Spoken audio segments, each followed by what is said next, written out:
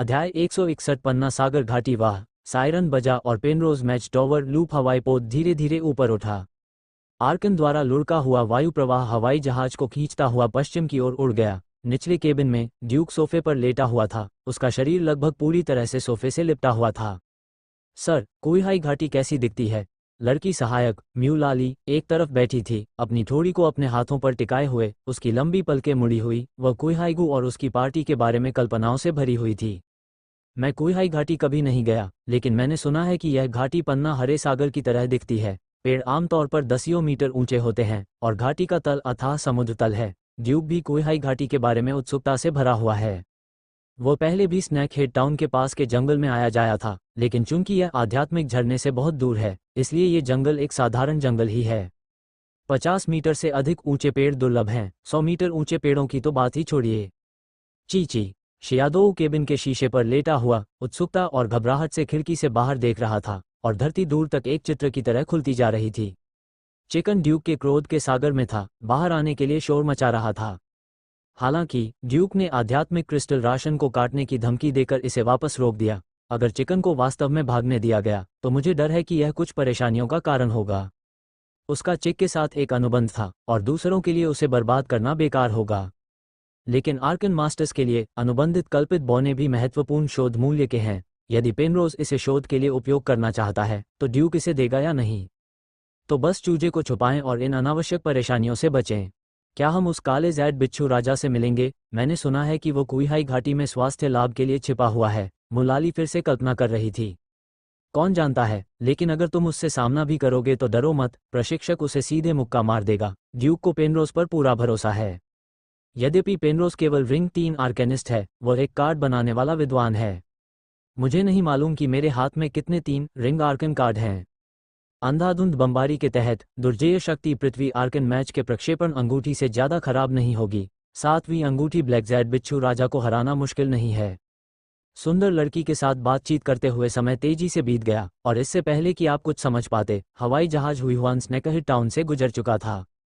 पश्चिम की ओर बढ़ना जारी रखें, विशाल वन महासागर में प्रवेश करने तक। अब सर्दी का मौसम शुरू हो चुका है। मूल हरे भरे आदिम जंगल में कई पेड़ों ने अपने पत्ते गिराने शुरू कर दिए हैं, जो थोड़ा निराशाजनक लग रहा है। जंगल में कई बहुत ही स्पष्ट चौड़े रास्ते हैं। ये सुरक्षित रास्ते हैं जो अग्रणी युद्ध के दौरान खोले गए थे। पेड़ों को उखाड़ दिया गया और आत्मिक जानवरों का वध किया गया। बाहरी आत्मिक प्राणियों के आक्रमण को रोकने के लिए सड़क के चारों ओर अनगिनत जाल लगाए गए थे। इस समय ये देखा जा सकता है कि भाड़े के सैनिकों की टीमें सुरक्षित मार्ग पर एक साथ चलती हुई जंगल की गहराई में जा रही हैं। ऊपर उड़ते हवाई जहाज को देखकर ये भाड़े के सैनिक रुक जाते और हवाई जहाज की ओर इशारा करते। ड्यूक पहले ही आरामदायक सोफा कुर्सी से उठकर बैठ चुका है और शियाडोऊ के साथ पोर्टहोल पर लेटकर नीचे के जंगल के दृश्य को देख रहा है। कई सुरक्षित रास्ते बड़े बड़े कीड़ों की तरह घूमते हुए जंगल में एक बड़ा अंतराल छोड़ते हुए दूर पहाड़ों तक फैले हुए हैं। ये शानदार है न? सहायक विकास एक ग्लास रेड वाइन लेकर आया। हाँ, कुइहाई घाटी यहाँ से अधिक शानदार है। क्या डायरेक्टर विकास ने कुइहाई घाटी जाने में आपकी मदद की है? ड्यूक ने पलटकर पूछा। मैं वहाँ 2 बार गया हूँ, एक बार हिप्पिडल माइन कंपनी की खदान का निरीक्षण करने के लिए और एक बार झरने को देखने के लिए। ये झरना कैसा दिखता है? ड्यूक ने उत्सुकता से पूछा। स्नैकहेड टाउन में भी एक मध्यम आकार का आध्यात्मिक झरना है, लेकिन झरने के ऊपर बड़ी संख्या में अर्धरहस्यमय और आध्यात्मिक हथियार बनाए गए हैं और पूरे शहर की जीवन आवश्यकताओं की आपूर्ति के लिए उनसे लगातार आध्यात्मिक ऊर्जा निकाली जाती है। आध्यात्मिक झरने के मूल स्वरूप की जासूसी करना अब संभव नहीं है। शेंजियाओ शहर में आध्यात्मिकता के झरने के लिए भी यही सच है। एक बार जब मनुष्य आध्यात्मिकता के झरने की खोज कर लेता है तो उसे इसे सख्ती से विकसित करना चाहिए और इसका उपयोग करना चाहिए। इसे ऐसे ही रखना असंभव है। सहायक विकास को थोड़ा याद आया और उसने कहा, यह स्वप्निल है, लेकिन यह खतरनाक भी है। उस समय आध्यात्मिक झरने पर आध्यात्मिक पाउडर नहीं छिड़का गया था। जादुई आध्यात्मिक क्षेत्र में शामिल होने के डर से मैंने बहुत करीब जाने की हिम्मत नहीं की, जिसके बुरे परिणाम हो सकते थे। आध्यात्मिक पाउडर एक प्रकार का औषधि है। इसका मुख्य कार्य आध्यात्मिक झरने की आध्यात्मिकता को स्थिर करना और आध्यात्मिक झरने के ऊपर जादुई आध्यात्मिक क्षेत्र के भ्रम को तोड़ना है। ये जादुई आध्यात्मिक क्षेत्र क्या है? ड्यूक और अधिक हैरान हो गया। ये कहना कठिन है। संक्षेप में, आध्यात्मिकता के झरने को दूर से देखने पर यह एक साधारण छोटी झील ही लगती है, लेकिन झील का पानी आध्यात्मिकता द्वारा एकत्रित मानसिक द्रव से बना है और यह हर समय प्रचुर मात्रा में आध्यात्मिक ऊर्जा विकीर्ण करता है। लेकिन जब आप करीब जाते हैं तो जादुई आध्यात्मिक क्षेत्र द्वारा खींचा जाना बहुत खतरनाक होता है। सहायक विकास ने शब्दों का सारांश देते हुए कहा, आप प्राचीन आत्मा को जानते हैं, है न? वह आध्यात्मिक झरने में रहने वाला प्राणी है, लेकिन उसके अलावा जादुई आत्मा क्षेत्र में और भी अजीब प्राणी दिखाई देते हैं। ये बताना मुश्किल है कि वह असली है या नकली। रुका हुआ, उन्होंने फुसफुसाते हुए कहा, लेकिन एक बार जब आप इन जीवों से उलझ जाएंगे तो आपके शरीर पर अस्पष्ट निशान पड़ जाएंगे। क्यों? ड्यूक ने पूछा। मैंने अपने प्रशिक्षक से पूछा और मेरे प्रशिक्षक ने मुझे बताया कि आध्यात्मिक फव्वारे में बहुत सारी आध्यात्मिकताएं एकत्रित हैं जो वास्तविकता को प्रभावित कर सकती हैं या यहाँ तक कि वास्तविकता को विकृत भी कर सकती हैं। संक्षेप में, यदि आपके पास अवसर है तो आप इसे स्वयं अनुभव कर सकते हैं। मैंने कभी भी जादुई आध्यात्मिक क्षेत्र का स्वाद नहीं लिया है। बातें करते करते समय उड़ जाता है। हुआन ने सामने के पहाड़ों को पार कर लिया है और पहाड़ों के पीछे अग्रणी युद्ध का वास्तविक गंतव्य है क्वेहाई घाटी। इस समय क्वेहाई घाटी का रंग पन्ना हरा नहीं है और समुद्र का कोई एहसास नहीं है। इसके अलावा पेड़ों का एक बड़ा क्षेत्र काट दिया गया है, जिससे एक के बाद एक खुले स्थान सामने आ गए हैं, जैसे कि जंगल में 1 दर्जन से अधिक एलोपेसिया एरिटा उग रहे हों। इससे भी अधिक, प्रत्येक धब्बेनुमा खुले स्थान के मध्य में दसियों मीटर ऊंचा एक छोटा टावर है। ये छोटा इसलिए नहीं है कि यह सचमुच छोटा है, बल्कि आसपास के सैकड़ों मीटर ऊंचे पेड़ों की तुलना में ऐसा लगता है कि ये टावर जैसी इमारतें बहुत छोटी हैं। छोटे टावर के चारों ओर बड़ी संख्या में भाड़े के सैनिकों के शिविर हैं। लूप ने खाली स्थानों में से एक को चुना और हवाई जहाज धीरे धीरे हवा से मुक्त होकर छोटे टावर के सामने वाले स्थान पर उतरा। इस स्थान पर एक और हवाई जहाज खड़ा था। हम यहाँ हैं, चलो नाव से उतरें। विकास ने उसे उठने में मदद की। ड्यूक ने मुलाली का पीछा किया। वह जिस केबिन में था वो आर्कनिस्ट के आराम करने के लिए एक शानदार केबिन था और नीचे के दल के लिए एक साधारण केबिन था। हवाई जहाज से उतरने के बाद कई लोग उनका स्वागत करने के लिए छोटे टावर से बाहर आ गए। ड्यूक ने चारों ओर देखा। दूर दूर तक फैले ऊंचे पेड़ एक दीवार की तरह थे जो सभी को अपने अंदर घेरे हुए थे, जो बहुत निराशाजनक लग रहा था। उसने अपने सामने स्थित छोटे टावर की ओर देखा और उस छोटे टावर पर एक बड़ा सा बोर्ड लगा था, माइन एरिया नंबर 3 क्वेहाई घाटी हिप्पिडल माइन कंपनी।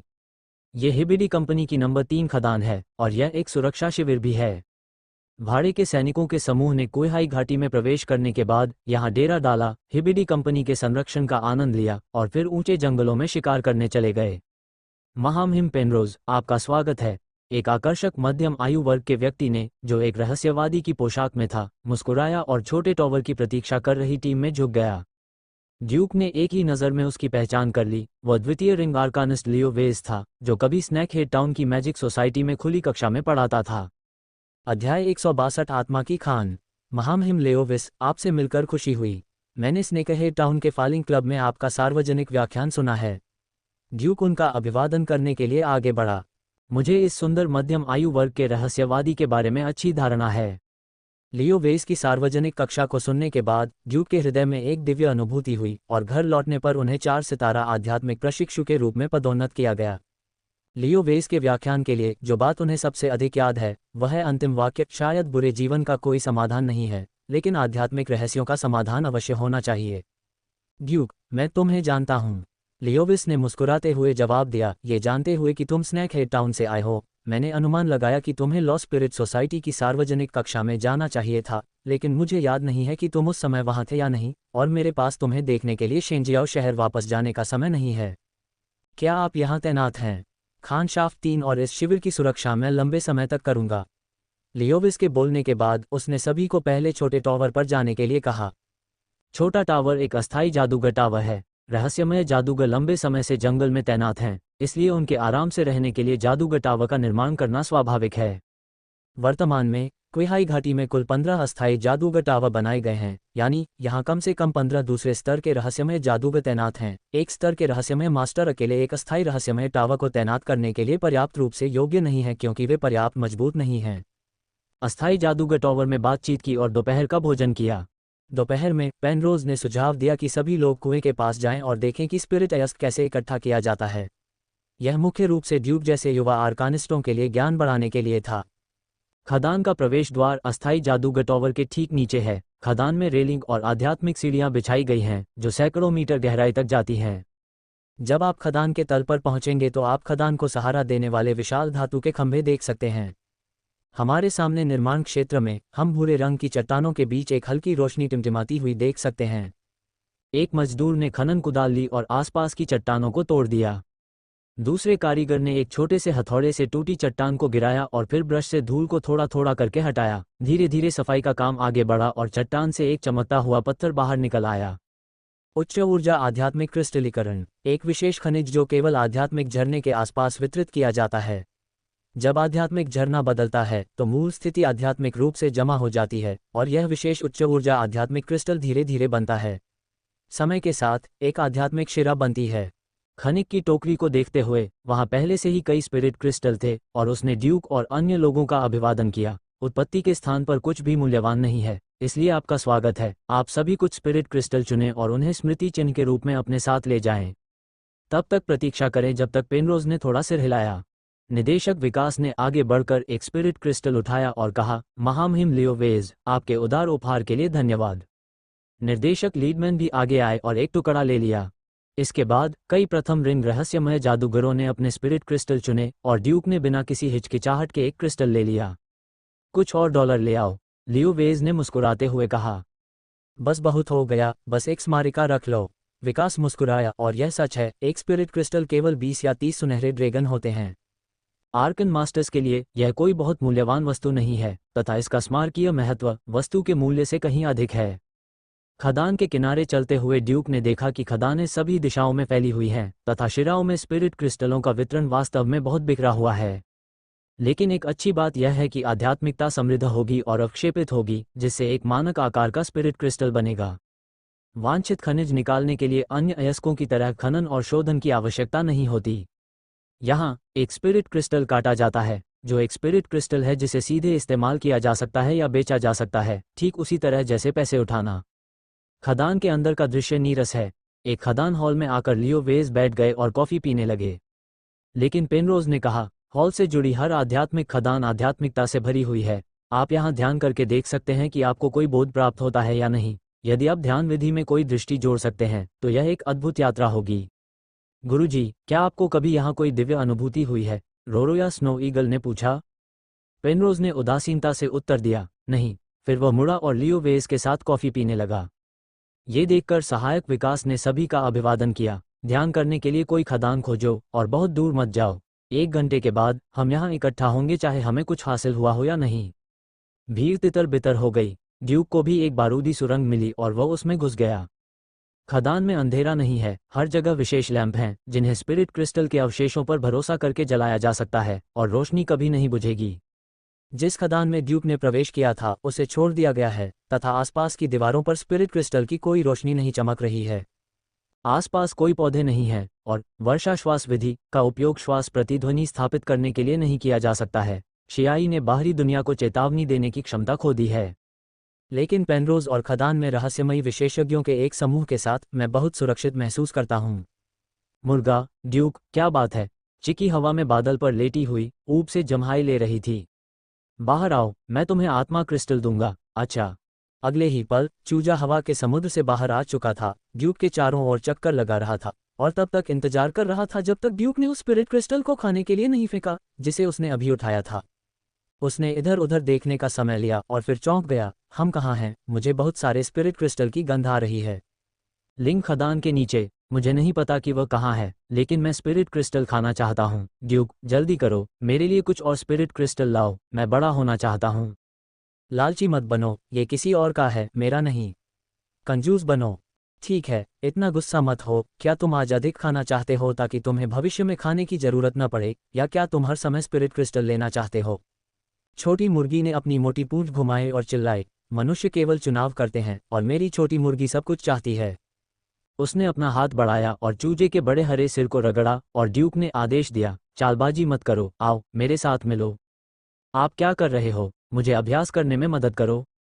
नहीं चाहता। मैं जितना अधिक अभ्यास करूंगा उतने अधिक स्पिरिट क्रिस्टल अर्जित कर सकूंगा। क्लिक। चूजे ने ड्यूक की उंगली काट ली और अगले ही पल वह हल्के हरे रंग के तरल पदार्थ में बदल गया जो ड्यूक के हाथ के साथ उसके शरीर में बहने लगा। अंगों के साथ एक हल्की गर्म धारा बहती है। मांसपेशियों, हड्डियों और सभी ऊतकों को एक अजीब बल द्वारा खींचा जा रहा था। साथ में एक खट्टा स्वाद भी था जिसने उसके शरीर को तेजी से बदल दिया। हरे पन्ने जैसी आंखें, लंबे नुकीले कान, लहराते सुनहरे बाल, लंबा कद और गोरी त्वचा। फिट होने के बाद की छवि बहुत सुंदर दिखती है। हालांकि उन्होंने कई बार इस छवि को फिट करने का प्रयास किया है, ड्यूक अभी भी अपनी भावना व्यक्त करना चाहते हैं। ये हमारी संयुक्त छवि है, ये बहुत सुंदर है। ठीक है, चिकी की आवाज़ गूंजी, मुख्य कारण ये है कि तुम बहुत बदसूरत हो, जिसका असर मेरे प्रदर्शन पर पड़ता है। ड्यूक अब लड़कियों के सौंदर्य के बारे में शिकायत नहीं करना चाहता। भावुक होने के बाद उन्होंने कहा, चुप रहो लड़की, मैं विलय के बाद हमारी शक्तिशाली 5 इंद्रियों का उपयोग करके ये देखना चाहता हूँ कि क्या मैं यहाँ कुछ महसूस कर सकता हूँ। ऐसी समृद्ध आध्यात्मिकता केवल विलय के समय ही पूरी तरह से महसूस की जा सकती है। अध्याय 163 आध्यात्मिक भगोड़ा। ड्यूक ने अपने और लड़की के संयुक्त रूप को एल्फ रूप कहा। योगिनी रूप में न केवल शारीरिक फिटनेस में चौतरफा सुधार होता है, बल्कि सोचने की शक्ति और 5 इंद्रियां भी मजबूत हो जाती हैं, ठीक वैसे ही जैसे नशीली दवाओं के सेवन से होती हैं। इस अवस्था में अभ्यास की गति भी तेज हो जाएगी। अपनी आंखें बंद करें। विशेष ध्यान पद्धति को चुपचाप चलाते हुए ड्यूक खदान की गहराई में बिना हिले डुले बैठे रहे और आध्यात्मिक कणों को बाहरी दुनिया से आध्यात्मिक समुद्र में ले जाने की प्रक्रिया को महसूस करने पर ध्यान केंद्रित किया। ऐसा प्रतीत होता है कि प्रचुर आध्यात्मिकता अनगिनत समय वर्षा से गुजरी है। ये प्राचीन काल से दफन है और आज ही इसे फिर से देखा जा सकता है, जो करोड़ों वर्षों के अंधकार और अकेलेपन के बारे में बताता है और इस क्षण में नए जीवन के लिए खुशी मनाता है। ऐसा लगता है जैसे एक पल बीत गया हो और ऐसा लगता है कि बहुत समय बीत गया हो। अचानक उनके आध्यात्मिक सागर में पिछले 8 दर्शनों तथा संरक्षक और रहस्यमयी लता के अतिरिक्त किसी समय एक नया दर्शन प्रकट हुआ। ये स्पिरिट क्रिस्टल का एक टुकड़ा था जो एक धमाके के साथ चूर्ण में बदल गया, फिर पिघलकर पुनः तरल बन गया तथा पुनः स्पिरिट क्रिस्टल के टुकड़े में संपीड़ित हो गया। बार बार विखंडन की प्रक्रिया पूरे आध्यात्मिक सागर में फैल गई और फिर आध्यात्मिक क्रिस्टल के अनगिनत टुकड़ों में संकुचित हो गई। अचानक नया स्पिरिट क्रिस्टल अब प्राकृतिक रूप से नहीं टूटा, बल्कि उसमें से एक नया अंकुर निकला, और जब नया अंकुर एक रहस्यमयी बेल में बदल गया तो स्पिरिट क्रिस्टल भी चूर्ण में बिखर गया। तुरंत रहस्यमयी बेल मुरझाने लगी और चूर्ण के साथ मिलकर ये फिर से तरल में बदल गई और एक नए आध्यात्मिक क्रिस्टल में संकुचित हो गई। ये चक्र आगे पीछे चलता रहता है तथा अन्य दर्शनों के साथ मिलकर इसे विशिष्ट ध्यान पद्धति में एकीकृत कर दिया जाता है। हाँ, ड्यूक ने अपनी आंखें खोलीं और जब वह उत्साहित हुआ तो उसने महसूस किया कि कोई शक्ति उसे और अधिक शक्तिशाली बनने में सहायता कर रही है और वह ज्वार की तरह शीघ्र ही पीछे हट गई। शरीर पुनः सामान्य व्यक्ति जैसा हो गया। इसमें कोई विस्फोटक शक्ति नहीं है, केवल पूरे शरीर में खिंचाव जैसा खटा एहसास है। चूजा एक बड़े हरे टेडपोल के आकार के शरीर में बदल गया और कमजोरी से उसके पेट में घुस गया। मैं आराम करना चाहता हूँ। फिर गायब हो गया। ड्यूक के पेट पर केवल एक हरा निशान रह गया। जैसे ही ड्यूक ने चूजे को अनुबंधित किया और उसे द्वितीय रिंग एल्फ दूत के रूप में पदोन्नत किया गया, किहाई ने भी प्रत्येक सांस की प्रतिध्वनि में वृद्धि जारी रखी, जिससे उसे लंबे समय तक एल्फ रूप बनाए रखने की अनुमति मिली और धीरे धीरे विलय और अलग होने पर फाड़ने वाले स्वाद की आदत हो गई। योगिनी अवस्था की वर्तमान अवधि आधे घंटे तक पहुंच गई है। दौरे के दौरान शरीर के खींच जाने से अटके हुए कब्डों के निशानों को ठीक करने के बाद ड्यूक उठ खड़ा हुआ और खदान से निकलने के लिए तैयार हो गया। इस समय मैंने देखा कि खदान की दीवार पर लगे लैंप अचानक टिमटिमाने लगे और फिर टूटकर बुझ गए। ड्यूक को इसकी परवाह नहीं थी। सुरंग के रास्ते में अनगिनत लैंप हैं। एक लैंप का टूटना सामान्य बात है, लेकिन फिर दूसरा लैंप बुझ जाता है। लगातार 2 दीपक बुझ जाते हैं। जिस खदान में वह था वहां अचानक रोशनी कम हो गई। दोनों लैंपों को देखकर ड्यूक की भौहें अचानक तन गईं। उसने पाया कि दोनों लैंप अचानक नहीं टूटे थे।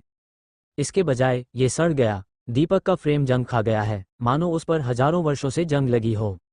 आसपास की दीवारों की वो ताजगी भी खत्म हो गई जो तब थी जब उन्हें खनन के बाद निकाला गया था, और एक पुरानी गंध फैल गई जिससे ड्यूक को अपनी सांस रोकनी पड़ी। स्थिति क्या है? जब वो असमंजस में था तभी शियाई ने आध्यात्मिक समुद्र में चेतावनी दी, गुरु, एक मजबूत आध्यात्मिक हस्तक्षेप है जो गुरु की 5 इंद्रियों को परेशान कर रहा है। अगले ही पल खदान के गलियारे में लगे लैंप एक के बाद एक बुझ गए। ड्यूक की दृष्टि का क्षेत्र अचानक बहुत अंधेरा हो गया और उसके पूरे शरीर ने तुरंत हवा का झोंका महसूस किया। ऐसा लग रहा था कि दूर हवा में कोई जानवर दहाड़ रहा है और उसके चारों ओर अज्ञात छोटी छोटी चीजें थीं, जिससे उसके रोंगटे खड़े हो गए। गुरुजी, आप तीव्र आध्यात्मिकता से परेशान हो रहे हैं और आपकी 5 इंद्रियां भ्रमित हो गई हैं। मस्तिष्क में चक्कर आने लगा और पूरा व्यक्ति पहले से ही बेहोश हो गया था, जैसे कि कोई उसके सिर को आरी से काट रहा हो, और ऐसा लग रहा था कि कोई उसके कान में फुसफुसा रहा है। वह ऐसी भाषा बोल रहा था जिसे वह नहीं समझता था, लेकिन इससे उसे घबराहट महसूस हो रही थी। अपने हृदय और फेफड़ों को खरोंचने जैसा असहज महसूस होना। जल्दी से बैटल क्यूई आर्मर सक्रिय करो। ड्यूक जल्दी में था। वह जोर से चिल्लाना चाहता था और मदद के लिए पुकारना चाहता था, लेकिन जब उसने अपना मुंह खोला तो वह बोल नहीं पाया। केवल लिंघाई में जियाई के साथ संवाद कर सकते हैं। बाहरी दुनिया के बारे में शियाई की धारणा ड्यूक की पांचों इंद्रियों के माध्यम से होती है, इसलिए जब ड्यूक की पांचों इंद्रियां परेशान होती हैं तो वह बाहरी दुनिया को देखने की अपनी क्षमता भी खो देता है। लेकिन संधाई उसके नियंत्रण में है और सब कुछ सामान्य रूप से चल रहा है। रक्त का समुद्र उमड़ पड़ा और लड़ने की भावना बाहर निकल पड़ी। शरीर के करीब लगा हुआ एक कवच ड्यूक के शरीर की सतह पर शीघ्र ही प्रकट हो गया तथा एक मंद फ्लोरोसेंट प्रकाश ने उसे मानव आकार के प्रकाश समूह में लपेट लिया। ऐसा लगता है कि प्रतिशोध की भावना ने एक अलगाव की भूमिका निभाई। मूल रूप से काले रंग का दृश्य क्षेत्र अब धुंधला हो गया है और मूल खदान की दीवारें और मार्ग स्पष्ट रूप से पहचाने जा सकते हैं। हवा की आवाज़ धीरे धीरे कम हो गई, जानवर की हिनहिनाहट गायब हो गई और उसके आसपास की छोटी छोटी चीज़ें छिप गईं।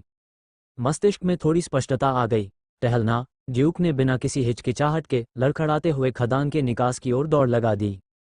हस्तक्षेप को रोकने के लिए युद्ध की हुई कवच के साथ भी उसकी 5 इंद्रियां अभी भी पूरी तरह से ठीक नहीं हुई हैं, इसलिए उसके शरीर का संतुलन भी कठिनाई से बनाए रखना पड़ता है। हालांकि खदान हॉल से ज़्यादा दूर नहीं थी और पांचों इंद्रियों के विचलित होने की अजीब भावना का विरोध करते हुए वह दीवार पर झुकते हुए जल्दी से हॉल की ओर चल दिया। हालांकि हॉल और भी अधिक डरावना दिखता है। वह हॉल जो पहले बहुत चमकीला और भव्य था, अब उसमें केवल मंद रोशनी है और उसे नहीं पता कि वह कहाँ चमकती है। आसपास की दीवारें किसी जानवर के पेट की तरह धीरे धीरे हिल रही हैं। ऊपर से खून जैसा लाल गू टपक रहा है। अपनी आंखें जोर से रगड़ी। ड्यूक की दृष्टि धुंधली हो गई थी और वह केवल हॉल में खिलती रोशनी को ही देख पा रहा था और तभी हल्की हवा आई। उसके चेहरे पर बहती हवा ने उसके मन को प्रसन्न कर दिया और उसकी सुस्ती का एहसास काफी हद तक कम हो गया। Tick tock. ऐसा लग रहा था जैसे बारिश की बूंदें उसके चेहरे पर टपक रही हों और जल्द ही बारिश होने लगी। बर्फीली बर्फ ठंडी थी और उसके शरीर पर गिरने का एहसास लोगों को तरोताज़ा महसूस करा रहा था और पिछली परेशानी से तुरंत राहत मिल रही थी। गुरुजी, आध्यात्मिक हस्तक्षेप समाप्त हो गया है, शियाई ने समय रहते जवाब दिया। ड्यूक दीवार पर झुक गया, सांस लेने के लिए हौंफने लगा, अपना सिर ऊपर उठाया और बारिश की बूंदों को लगातार अपने चेहरे पर गिरने दिया, जैसे कि डूबता हुआ व्यक्ति लकड़ी का एक टुकड़ा पकड़ लेता है और फिर से सांस लेने के लिए पानी पर तैर सकता है। ड्यूक, मेरे कान में एक चीख पड़ी। ड्यूक ने अपना सिर घुमाया और देखा कि यह मेंटर पेनरोज थे, जिन्होंने अपने हाथ में ईंट जैसी कोई चीज पकड़ी हुई थी। यह वस्तु बारीक रेखाओं से चमक रही है तथा चारों ओर प्रकाश की पतली किरणें लगातार फैला रही है। ऊर्जा रेखाएं। ड्यूक का दिल द्रवित हो गया। तुरंत ही उसे एहसास हुआ कि यह ईंट एक 4 रिंग स्पिरिट कार्ड होना चाहिए जिसे उसने पहले कभी नहीं देखा था, और खदान हॉल में बारिश इस स्पिरिट कार्ड द्वारा समर्थित रहस्यमय जादू होना चाहिए। गुरु, ड्यूक ने अपना मुंह खोला, उसकी आवाज़ थोड़ी कर्कश थी। बस उठो, यहीं आराम करो, ध्यान मत करो, याद रखो, ध्यान मत करो। बोलना समाप्त करने के बाद पेनरोज ने ड्यूक को एक कुर्सी पर बैठाया और जल्दी से वहां से चले गए। ड्यूक को इस समय एहसास हुआ कि लियो वेज भी उसके बगल में बैठा था। उसका चेहरा पीला पड़ गया था, मानो उसे कोई गंभीर चोट लगी हो। ये जानते हुए कि ड्यूक उसे देख रहा था, लेओविस ने अपना सिर घुमाया और उसकी ओर थोड़ा सा सिर हिलाया। मुझे नहीं पता कि क्या हुआ, ऐसा लगता है यह आध्यात्मिक पलायन से संबंधित है। अभी जो एहसास हुआ, मेरे मन में डर बना हुआ है। क्या अब सब ठीक है? ड्यूक ने फिर से चारों ओर देखा। हालांकि रोशनी पूरी तरह से ठीक नहीं हुई थी, लेकिन अजीब सा एहसास कम हो गया था। जो दीवार पहले ऐसी लग रही थी मानो वह खिसक रही है, वह भी अपने पुराने स्वरूप में आ गई। आराम करें, सब कुछ खत्म हो गया है। महामहिम पेनरोज ने 4 रिंग आर्कन कार्ड की प्रेरणा दी है। शांति की वर्षा, चिड़चिड़े मन को शांत करना। शांत बारिश अभी भी गिर रही थी। ड्यूक और लियोवीस के कपड़े भीग रहे थे। दोनों ने थोड़ी देर के लिए जानकारी का आदान प्रदान किया और फिर अपने शरीर में हो रहे विकार को शांत करने के लिए अपनी आंखें बंद कर लीं। थोड़ी देर बाद मैंने देखा कि मेंटर पेनरोज अन्य खदानों में ध्यान कर रहे कई लोगों की एक एक करके मदद कर रहे थे। आध्यात्मिक पलायन से हर कोई प्रभावित हुआ है। इनमें सबसे गंभीर रोरोया स्नो ईगल था, जिसे पेनरोज ने वापस ले जाया। उसकी आंखें बंद थीं और दांत भीगे हुए थे, जिससे वो कोमा में चला गया। महाराज, इस हलचल को भांपते हुए एक भूमिगत पर्यवेक्षक दौड़कर आया। लियो वेज ने दूसरे पक्ष की ओर देखा और भौहें सिकोड़ते हुए कहा, क्या आप ठीक हैं? मैं क्या कर सकता हूँ? सुपरवाइजर को समझ नहीं आया कि क्यों।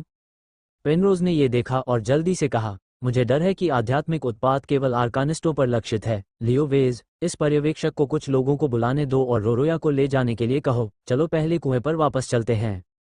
अच्छा। ड्यूक लगभग स्वस्थ हो गया था। उसने टीम का अनुसरण किया, आध्यात्मिक सीढ़ी और रेल कार ली और जल्द ही खदान से बाहर निकल गया। जब मैंने ऊपर देखा और बाहर सूरज चमक रहा था तो मेरा पूरा शरीर अत्यधिक आक्रामक लग रहा था और मैं कांपने लगा। ठंड के बाद अगली बात है तरोताजा महसूस करना। हाँ, उसने मुंह से गंदी हवा निकाली। आसपास कुछ रहस्यमयी जादूगर सांस छोड़ रहे थे या कांप रहे थे। लियो वेज ने तुरंत अपने सहायक को आदेश दिया, जाओ और मेहमानों के लिए बदलने के लिए कुछ नए कपड़े तैयार करो।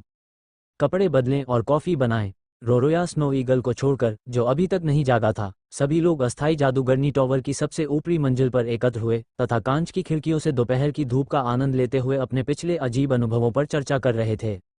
गुरुजी, आध्यात्मिक पलायन वास्तव में क्या है? ये भावना बहुत असहज है, ओरियाना ने डरते हुए पूछा। पेनरोज ने कोई उत्तर नहीं दिया, लेकिन कहा, आप सभी को बताइए कि क्या हुआ था और उस समय आपको कैसा महसूस हुआ था। लियोविस ने सबसे पहले कहा, यह कहना अजीब है कि मैं आपके साथ कॉफ़ी पी रहा था, मी। पेनरोज, जब मुझे अचानक लगा कि कुछ गड़बड़ है। पूरा हॉल फीका पड़ता जा रहा था, अपनी पिछली चमक खोता जा रहा था और बेजान होता जा रहा था। सभी ने उसकी ओर देखा और लियोवेस ने याद करना जारी रखा। फिर एक एक करके सभी लैंप बुझ गए और केवल थोड़ी सी रोशनी थी। मैं चिल्लाना चाहता था लेकिन नहीं कर सका। मैं केवल दीवार को जीवित होते और मुझे निगलते हुए देख सकता था। वह जितना अधिक बोलता, उसकी पीठ उतनी ही अधिक ठंडी महसूस होती और लियोवेस का चेहरा ठंडे पसीने से भर जाता। अंत में उन्होंने एक लंबी सांस छोड़ी। सौभाग्य से महामहिम पेनरोज ने समय रहते 4 ring arcane card rain of tranquillity को सक्रिय कर दिया, जिससे सभी अपशकुन शांत हो गए। लियोवेस के बोलने के बाद अन्य लोगों ने भी अपने अनुभवों के बारे में बात की।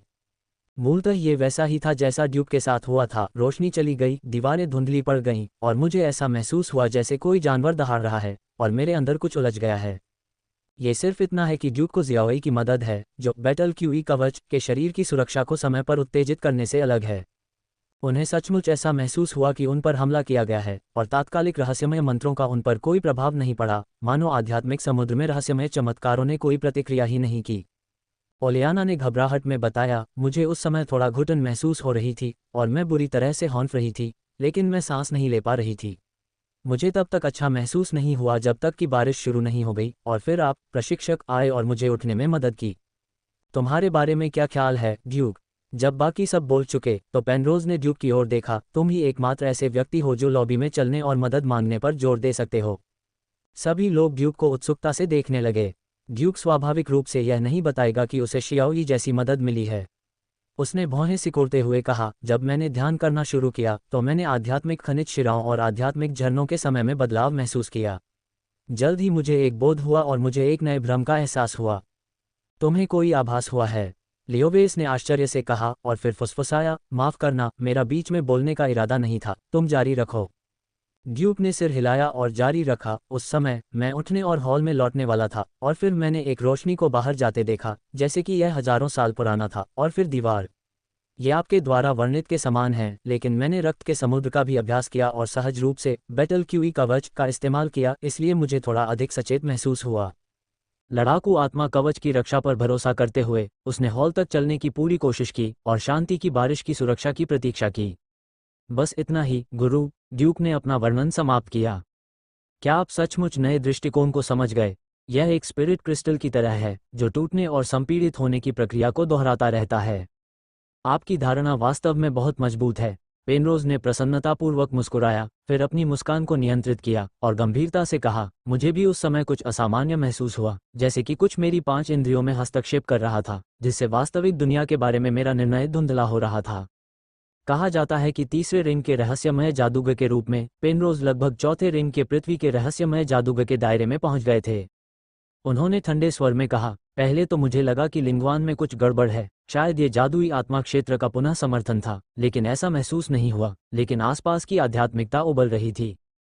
शांति की वर्षा ने उबलती आध्यात्मिकता को शांत कर दिया और पेनरोज ने सभी को बचा लिया। गुरुजी, आध्यात्मिक पलायन वास्तव में क्या है? मैंने कभी इसका सामना क्यों नहीं किया या इसके बारे में सुना भी क्यों नहीं? लीडमैन, जो पहले कभी ज्यादा नहीं बोला था, ने अचानक पूछा। आध्यात्मिक पलायन केवल मेरा अवलोकन है। यदि मेरा अनुमान सही है तो जिस स्थिति का हमने सामना किया वह किंवदंती में दर्ज एक रिकॉर्ड के समान है। कौन से रिकॉर्ड? कोकून परिवर्तन। जब पेनरोज ने कोकून परिवर्तन के बारे में बात की तो उनकी अभिव्यक्ति अत्यंत गंभीर थी, यहाँ तक कि गंभीर स्तर तक। इसके बारे में किसी और ने नहीं सुना है, इसलिए पेनरोज का परिचय सुनना जारी रखें। ऐसा कहा जाता है कि कोकून एक ऐसा प्राणी है जो प्राचीन काल में आध्यात्मिकता के झरने के आसपास मर जाता था। आध्यात्मिकता और यहाँ तक कि आत्मा भी झरने द्वारा अवशोषित हो गई और फिर एक दूसरे के साथ विलीन हो गई और संचय में उत्परिवर्तित हो गई। अंत में ये कोकून से बाहर निकलकर तितली बन गया। यह मृतकों में से पुनर्जीवित हो गया और एक अवर्णनीय भयावहता पैदा हुई। महामहिम पेनरोज, क्या आपका मतलब है कि नंबर 3 कुएं में एक भयानक राक्षस छिपा हुआ है? लेओविस ने घबराते हुए पूछा। वह यहाँ कुआं नंबर 3 में 1 साल से अधिक समय से रह रहे हैं। मुझे नहीं मालूम कि मैं कितनी बार कुएं में गया। इसके बारे में सोचना डरावना है। मुझे नहीं पता, ये सिर्फ मेरा अनुमान है, पेनरोज ने कहा। हमें जल्द से जल्द यूनियन टावर को यहाँ हुए कोकून परिवर्तन के बारे में सूचित करना होगा और जांच दल को आकर मामले की गहनता से जांच करने के लिए कहना होगा। लियोवेज ने लापरवाही करने की हिम्मत नहीं की। मैं अभी डाकिया के पास एक उल्लू भेजूंगा और मैं लॉर्ड पेनरोज से भी 1 या 2 दिन और रुकने के लिए कहता हूँ। मुझे चिंता है कि कोकून फिर से हो सकता है। पेनरोज ने कुछ देर सोचा, फिर जवाब दिया, ठीक है। तुरंत उन्होंने सभी को सांत्वना दी। बहुत घबराओ मत, भले ही यह वास्तव में एक कोकून है, मेरे पास शांत करने के लिए शांति की बारिश है। ड्यूक को कुछ कमी महसूस हुई। गुरु, कोकून परिवर्तन सामान्य लोगों पर काम क्यों नहीं करता? भूमिगत खनिक सभी सामान्य हैं और कोकून परिवर्तन से बिल्कुल भी प्रभावित नहीं हुए हैं। अगर खदान में शांति की बारिश न होती तो खनिकों को शायद ये भी पता नहीं चलता कि हॉल में क्या हुआ। शायद कोकून परिवर्तन एक आध्यात्मिक दंगा है। भले ही वहां भयानक चीजें हों, वे आध्यात्मिकता का पोषण करेंगे और आम लोगों की ओर से आंखें मूंद लेंगे। पेनरोज ने इसका कारण ढूंढने की कोशिश की, लेकिन जल्द ही उन्होंने अपना सिर हिलाया और आह भरते हुए कहा, विशेष स्थिति क्या है? आइए मुख्य कार्यकारी अधिकारी के आने और पूछने का इंतजार करें। चलो शिकार पर चलते हैं, शैनफिस ने प्रस्ताव रखा। यूनियन टावर के मुख्य कार्यकारी अधिकारी केस्टन रेजिंग वेव को उल्लू से पत्र मिलने के बाद अगले दिन तक इंतजार करना पड़ा। ऐसा लगता है कि हर कोई अस्थायी जादूगर टावर में नहीं रहना चाहता है, ये सोचकर कि टावर के नीचे नंबर 3 की खदान है और इसमें कोई अजीब राक्षस छिपा हो सकता है। हर किसी का दिल थोड़ा धड़क रहा है। इसलिए शानफेसी के प्रस्ताव को सभी ने सर्वसम्मति से अनुमोदित किया। यहाँ तक कि लियोवेज ने भी पेनरोज को मोम पर बैठने के लिए अस्थायी जादूगर टावर में रहने के बजाय बाहर टहलने के लिए आमंत्रित किया। जाओ, मैं यहीं रहूंगा। अगर नंबर 3 शाफ्ट में कोई बदलाव हुआ तो मैं उसे जल्द से जल्द बंद कर दूंगा। पेनरोज ने निमंत्रण अस्वीकार कर दिया। यूनाइटेड टावर के शासक के रूप में उसे लगता है कि इस जगह की रक्षा करना उसकी जिम्मेदारी है और उसके पास इसकी रक्षा करने की क्षमता भी है। ये देखकर लियोविस के पास पेनरोज के साथ रहने के अलावा कोई विकल्प नहीं था और रोरोया स्नो ईगल, जो बेहोश था, वह भी अस्थायी जादूगर टावर में ही रहा। ड्यूक और अन्य लोग अपने सहायकों और अनुचरों को लेकर शीघ्रता से अस्थायी जादूगर टावर से बाहर निकल गए। ये बहुत निराशाजनक है, मैं हमेशा वहां असुरक्षित महसूस करता हूँ, सैनफिस ने ड्यूक के कान में फुसफुसाया। रहस्यमयी चमत्कारों ने कोई प्रतिक्रिया नहीं दी, जिससे मेरे लिए वहां से जाना मुश्किल हो गया। संक्षेप में, मैं आज रात अस्थायी जादूगर टावर पर वापस जाने की योजना नहीं बना रहा हूं। मैं सिर्फ एक रात के लिए भाड़े के सैनिकों के शिविर में रहूंगा। रहस्यमय चमत्कारों को रहस्यमय जादूगरों के लिए सबसे बड़ी सुरक्षा कहा जा सकता है। किसी भी खतरे की स्थिति में रहस्यमय चमत्कार तुरंत सक्रिय हो जाएंगे। तब तत्काल रहस्य रहस्यवादी की सुरक्षा की रक्षा करेगा। लेकिन खदान में अजीब राक्षसों का सामना करते हुए रहस्यमय चमत्कारों ने कोई प्रतिक्रिया नहीं दी, जिससे आर्केनिस्ट, जो तत्काल रहस्यमय जादू से संरक्षित होने का आदी था, को संकट की भारी भावना महसूस हुई। गुरु के यहाँ होने से कोई खतरा नहीं है, ड्यूक ने सांत्वना दी। लुओया अभी भी कोमा में है। सैनफेसी के बोलने के बाद उसने अपना सिर घुमाया और चारों ओर देखा, ये सुनिश्चित करते हुए कि किसी ने उसे नहीं देखा, और फिर जारी रखा, भूत जानता है कि लुओया पर एक अजीब राक्षस द्वारा छोड़ा गया कोई गुप्त दरवाजा है या नहीं। संक्षेप में, दूर रहना बेहतर है। ड्यूक को थोड़ा आश्चर्य हुआ। अप्रत्याशित रूप से सैनफिस बहुत सतर्क था और लुओया कोमा में था, इसलिए वह सोचने लगा कि क्या लुओया के साथ कुछ गड़बड़ है। दरअसल ड्यूक भी ऐसा ही सोचता है। वह संपत्ति जब्ती और कब्जे के प्रति अधिक संवेदनशील है। आखिरकार उसे खुद को एक जब्ती निकाय के रूप में माना जा सकता है, लेकिन यह एक मृत शरीर है जो शरीर को जब्त कर रहा है और दूसरे पक्ष के बजाय जीवित रहना जारी रखता है। ड्यूक ने भौहें सिकोड़ते हुए कहा, पहले आप जाए, मैं वापस जाकर कुछ ले आता हूँ। ठीक है, सावधान रहना। सैनफिस चला गया। ड्यूक अस्थायी जादूगर टावर पर वापस लौटा, गुरु पेनरोज को ढूंढा और सीधे कहा, गुरु, मैं रोरोया के बारे में थोड़ा चिंतित हूँ। मुझे आश्चर्य है कि क्या उस पर किसी अजीब राक्षस द्वारा छोड़ा गया कोई गुप्त दरवाजा होगा। पेनरोज ने जब ये शब्द सुने तो प्रसन्नतापूर्वक मुस्कुराए। चिंता मत करो, मैं रोरोया पर ध्यान दूंगा, मन की शांति के साथ शिकार करूंगा, यहाँ की चिंता मत करो। यह अच्छी बात है, ड्यूक ने अलविदा कहा और चला गया। जब अनुस्मारक पहुंच जाता है तो विवेक चला जाता है। अगर अस्थायी जादूगर टावर के साथ कुछ होता है तो इसका उससे कोई लेना देना नहीं है। खिड़की के पास खड़े होकर ड्यूक और अन्य लोगों को एक के बाद एक जाते हुए देखते हुए मेंटर पेनरोज की आंखें शांत हैं। वो मुड़ा और खिड़की से बाहर निकलकर लुओ लुओया के कमरे की ओर चला गया, जहां लुओ लुओया के सहायक और अनुयायी लुओ लुओया की देखभाल कर रहे थे। महाराज, सहायक ने जल्दी से नमस्ते कहा।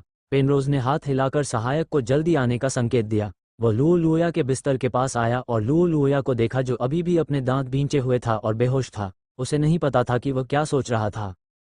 कुछ ही देर बाद लियो वेज भी रोरोया के कमरे में दाखिल हुआ। दोनों ने एक दूसरे को देखा, चुपचाप कमरे से बाहर चले गए, मनोरंजन और अवकाश कक्ष में आए और सहायक को 2 कप कॉफी बनाने का संकेत दिया। तुम्हारा क्या विचार है, लेओविस? मुझे नहीं पता। हालांकि हर किसी ने कोकून परिवर्तन का सामना किया है, लेकिन केवल लुओ लुओया कोमा से नहीं जाग सकता है। लोगों को संदिग्ध न बनाना मुश्किल है। पेनरोज अनिर्णीत हैं। लियो वेज ने फिर पूछा, आपकी क्या राय है? रोरोआ पर ध्यान देने की आवश्यकता है, लेकिन मैं सोच रहा हूं कि कोकूनिंग के कारण ऐसा कैसे हुआ।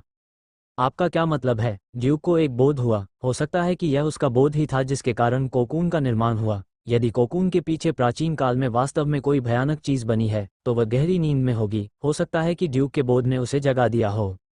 कुछ देर रुककर पेनरोज ने कहा, यह अच्छी बात नहीं हो सकती। यदि ड्यूक की ओर से कोई परिचय न होता, तो मुझे डर है कि कोई यह अनुमान भी नहीं लगा पाता कि इस बात की बहुत अधिक संभावना है कि यहाँ कोई प्राचीन आतंक सोया हुआ है। प्रारंभिक खोज से इसका शीघ्र समाधान हो सकता है। रोरोआ के बारे में क्या? बेशक आपको पूरी तरह तैयार रहना होगा। टूटी तलवार भाड़े के समूह का शिविर यहाँ नंबर 3 कुआं क्षेत्र में तैनात है, और पहले उल्लू पत्रों के साथ संवाद करते समय इस पर सहमति हो चुकी है। महाराज, ड्यूक को आते देख जिना, जो शिविर में प्रतीक्षा कर रही थी, नमस्ते कहने के लिए झुकी। ड्यूक ने कोई बकवास नहीं की और सीधे मुद्दे पर आ गया। देर हो रही है, मुझे उस आत्मिक जानवर की मांद में ले चलो जिसे तुमने चुना है, और अच्छे से शिकार करो। हाँ, प्रायोजक मास्टर आर्कन, जिन्होंने व्यक्तिगत रूप से टीम का नेतृत्व किया, ब्रोकन स्वॉर्ड मर्सिनरी कोर उत्साह से भर गया। भले ही ड्यूक केवल रिंग एक आर्कन जादूगर है, फिर भी वह एक नवपदोन्नत आर्कन जादूगर है।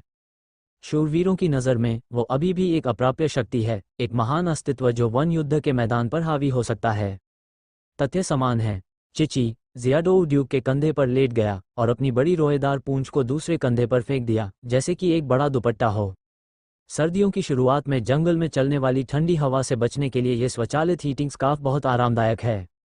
ड्यूक 2 रिंग आध्यात्मिक पौधे के दूत के रूप में आसपास के सभी पौधों के साथ श्वास प्रतिध्वनि स्थापित कर सकता है, इसलिए जियाई उसे हर समय वर्षा श्वास विधि चलाने में मदद करती है, जिससे 500 मीटर के भीतर स्थिति को पूरी तरह से नियंत्रित किया जा सके।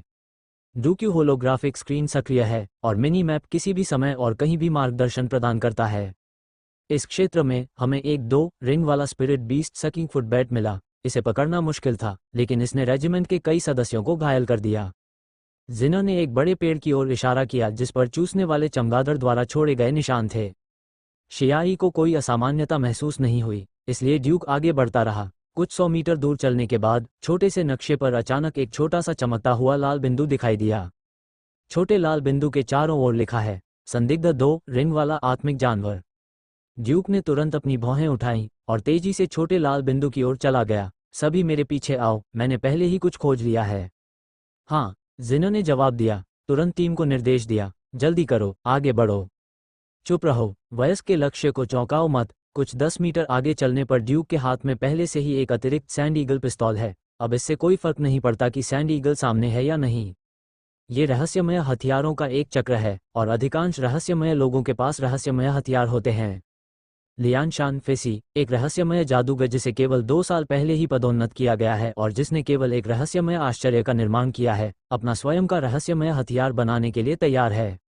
ड्यूक ने पहले भी 2 डट ट्रेन बगों का शिकार किया था और उन्हें मार डाला था, और ब्लैक स्नैक परिवार ने संभवतः अनुमान लगाया होगा कि वो कोई रहस्यमय हथियार लेकर जा रहा है। उस समय उन्होंने बहाना बनाते हुए कहा कि उन्हें जंगल में अपने पूर्ववर्तियों द्वारा छोड़े गए कल्याण मिले थे, और अस्पष्ट रूप से रहस्यमय हथियार का स्रोत बताया। तो अब आप रहस्यमय हथियार का आकस्मिक रूप से उपयोग कर सकते हैं। सैंड ईगल को उठाएं और दूरबीन से छोटे लाल बिंदु की दिशा में देखें। यहाँ के ज्यादातर पेड़ों की पत्तियां गिर चुकी हैं और आप शाखाओं के बीच की दरारों से दूर तक देख सकते हैं। लेकिन कोई 2 रिंग वाला आत्मिक जानवर नहीं मिला, इसलिए ड्यूक आगे बढ़ता रहा। जब वह छोटे लाल बिंदु से केवल 200 मीटर की दूरी पर था, तो उसने दूरबीन से फिर से खोज की और आखिरकार उसे आत्मा जानवर की आकृति मिल गई। पैरों का एक जोड़ा बहुत बड़ा है तथा शरीर काला और लाल है। क्या यह वही है? ड्यूक ने दूरबीन में मौजूद शिकार का वर्णन किया। जिने की आंखें चमक उठी। ये तो वो घटिया चमगादड़ है, महाराज। अगले ही पल हल्की गोली चलने की आवाज आई। 200 मीटर दूर एक पेड़ की शाखा पर सो रहे चूसने वाले चमगादड़ के माथे पर एक छेद सीधे खोला गया था, एक बंदूक से। हालांकि चूसने वाला चमगादड़ मरा हुआ नहीं लग रहा था। जब वह शाखा से गिरा तो उसने अपने पंख फड़फड़ाए और उड़ना चाहा, लेकिन इसके तुरंत बाद उसके शरीर से खून के 3 और गुच्छे फूट पड़े। कुल 4 गोलियां शरीर में लगीं और बचने की कोई संभावना नहीं थी। 2 रिंग स्पिरिट बीस्ट के रूप में सेकफुट बैट को यह भी नहीं पता था कि दुश्मन कहाँ है या वह कौन है, इसलिए वह बस जमीन पर गिर गया और थोड़ा हिल गया। ठीक है, मामला सुलझ गया। 200 मीटर आगे गिलहरी का शव लाने के लिए किसी को भेजो। ड्यूक ने सैंड ईगल को दूर रखा और शांति से कहा। जिना और अन्य लोग थोड़ा उलझन में थे। मैंने ड्यूक को कोई बड़ी चाल चलते नहीं देखा। उसने रहस्यमय मंत्रों का भी इस्तेमाल नहीं किया, इसलिए उसे मार दिया गया। हालांकि आर्केन मास्टर की स्वीकृति के आधार पर जिना ने फिर भी किसी को लाश उठाने के लिए भेजा। 1 मिनट बाद 2 शूरवीर एक हंस के आकार के बल्ले के साथ दौड़ते हुए आए और चिल्लाने लगे, महाराज, कप्तान, ये वही आदमी है जिसने मेरे भाइयों को चोट पहुंचाई है। जिना और चारों महान शूरवीरों ने एक दूसरे की ओर देखा और फिर ड्यूक की ओर। उनकी आंखों में पहले से ही कट्टरता की झलक थी। यह आर्कानिस्ट है, महान शूरवीरों ने अपने दिल में चिल्लाया। ऐसा नहीं है कि उन्होंने रहस्यमय मास्टर को कार्रवाई करते नहीं देखा है, विशेष रूप से हवाई जहाज पर आर्केनिस्ट को लंबी दूरी से रहस्यमय बमबारी का विस्फोट होता है। देखने में बहुत ही सुंदर लगता है, लेकिन ड्यूक के साथ चलते हुए मैं लगभग यह नहीं देख पाया कि ड्यूक ने कैसे गोली चलाई। 2 रिंग स्पिरिट बीस्ट चूसने वाला पैर वाला चमगादड़ मर गया। कोई चौंकाने वाला दृश्य प्रभाव नहीं था, लेकिन इसमें एक चौंकाने वाला मनोवैज्ञानिक झटका भी था। भाड़े के सैनिकों की प्रतिक्रिया का सामना करते हुए ड्यूक ने मनोरम दृश्य देखने के लिए अपना सिर थोड़ा सा घुमाया। मेरे दिल में जरूर कोई अंधकारपूर्ण भावना होगी। लोगों के सामने आना और पूजा का आनंद लेना किसे पसंद नहीं है, लेकिन साथ ही उसके दिल में श्रेष्ठता की एक अनिश्चित भावना भी थी। उसने कुछ 3 रिंग आत्मा जानवरों को भी मार डाला। उसने शांति से अपना कॉलर सीधा किया और ड्यूक ने शांति से कहा, चलो अगले आत्मा जानवर स्थल पर चलते हैं और अंधेरा होने से पहले अधिक आत्मा जानवरों का शिकार करने की कोशिश करते हैं। जी महाराज, जिना और अन्य लोगों ने उत्साहपूर्वक प्रतिक्रिया दी। जंगल में कुशलतापूर्वक यात्रा करते हुए वह 1 साल से अधिक समय से क्विहाई घाटी में साहसिक कार्य कर रहे हैं और यह एक नज़र में स्पष्ट है कि स्थिति कहाँ है। कुछ ही समय बाद टीम में 2 रिंग स्पिरिट बीस्ट की कुछ और लाशें थीं। सौभाग्य से पहली रिंग, दूसरी रिंग और तीसरी रिंग के आत्मिक जानवर साधारण जानवरों के साथ प्रतिच्छेद करते हैं और उनका आकार अतिरंजित स्तर तक नहीं बढ़ा है, इसलिए एक शूरवीर आत्मिक जानवरों की कई लाशें उठा सकता है। केवल जब तीसरा वलय चौथे वलय में विकसित हो जाएगा और एक निश्चित सीमा को तोड़ देगा, तभी आत्मिक जानवर का आकार बढ़ता जाएगा और बड़ा होता जाएगा। मेरे प्रभु, आपके सामने एक छोटी सी झील है और वहाँ एक 3 रिंग वाला आत्मा जानवर है, दलदली मगरमच्छ। कई भाड़े के समूह इसे पता लगाने की कोशिश कर रहे हैं, लेकिन अभी तक कोई भी सफल नहीं हुआ है। इस आदमी की त्वचा खुरदरी और मांस मोटा है और यह रहस्यमय जादू के प्रति अत्यधिक प्रतिरोधी है। भीड़ एक छोटी सी झील के पास पहुंची और जिना ने झील के किनारे समतल भूमि की ओर इशारा करते हुए परिचय देना जारी रखा, आप इससे आगे नहीं जा सकते, ये सब दलदली मिट्टी है और इसमें धंसना आसान है। ड्यूक ने शांत झील को देखा और पूछा, क्या इस दलदली खाड़ी मगरमच्छ को बाहर निकालने का कोई तरीका है? जिना ने 2 रिंग वाले स्पिरिट बीस्ट की लाश को थपथपाया जिसका उसने पहले शिकार किया था। आप नाक के तिल का उपयोग कर सकते हैं।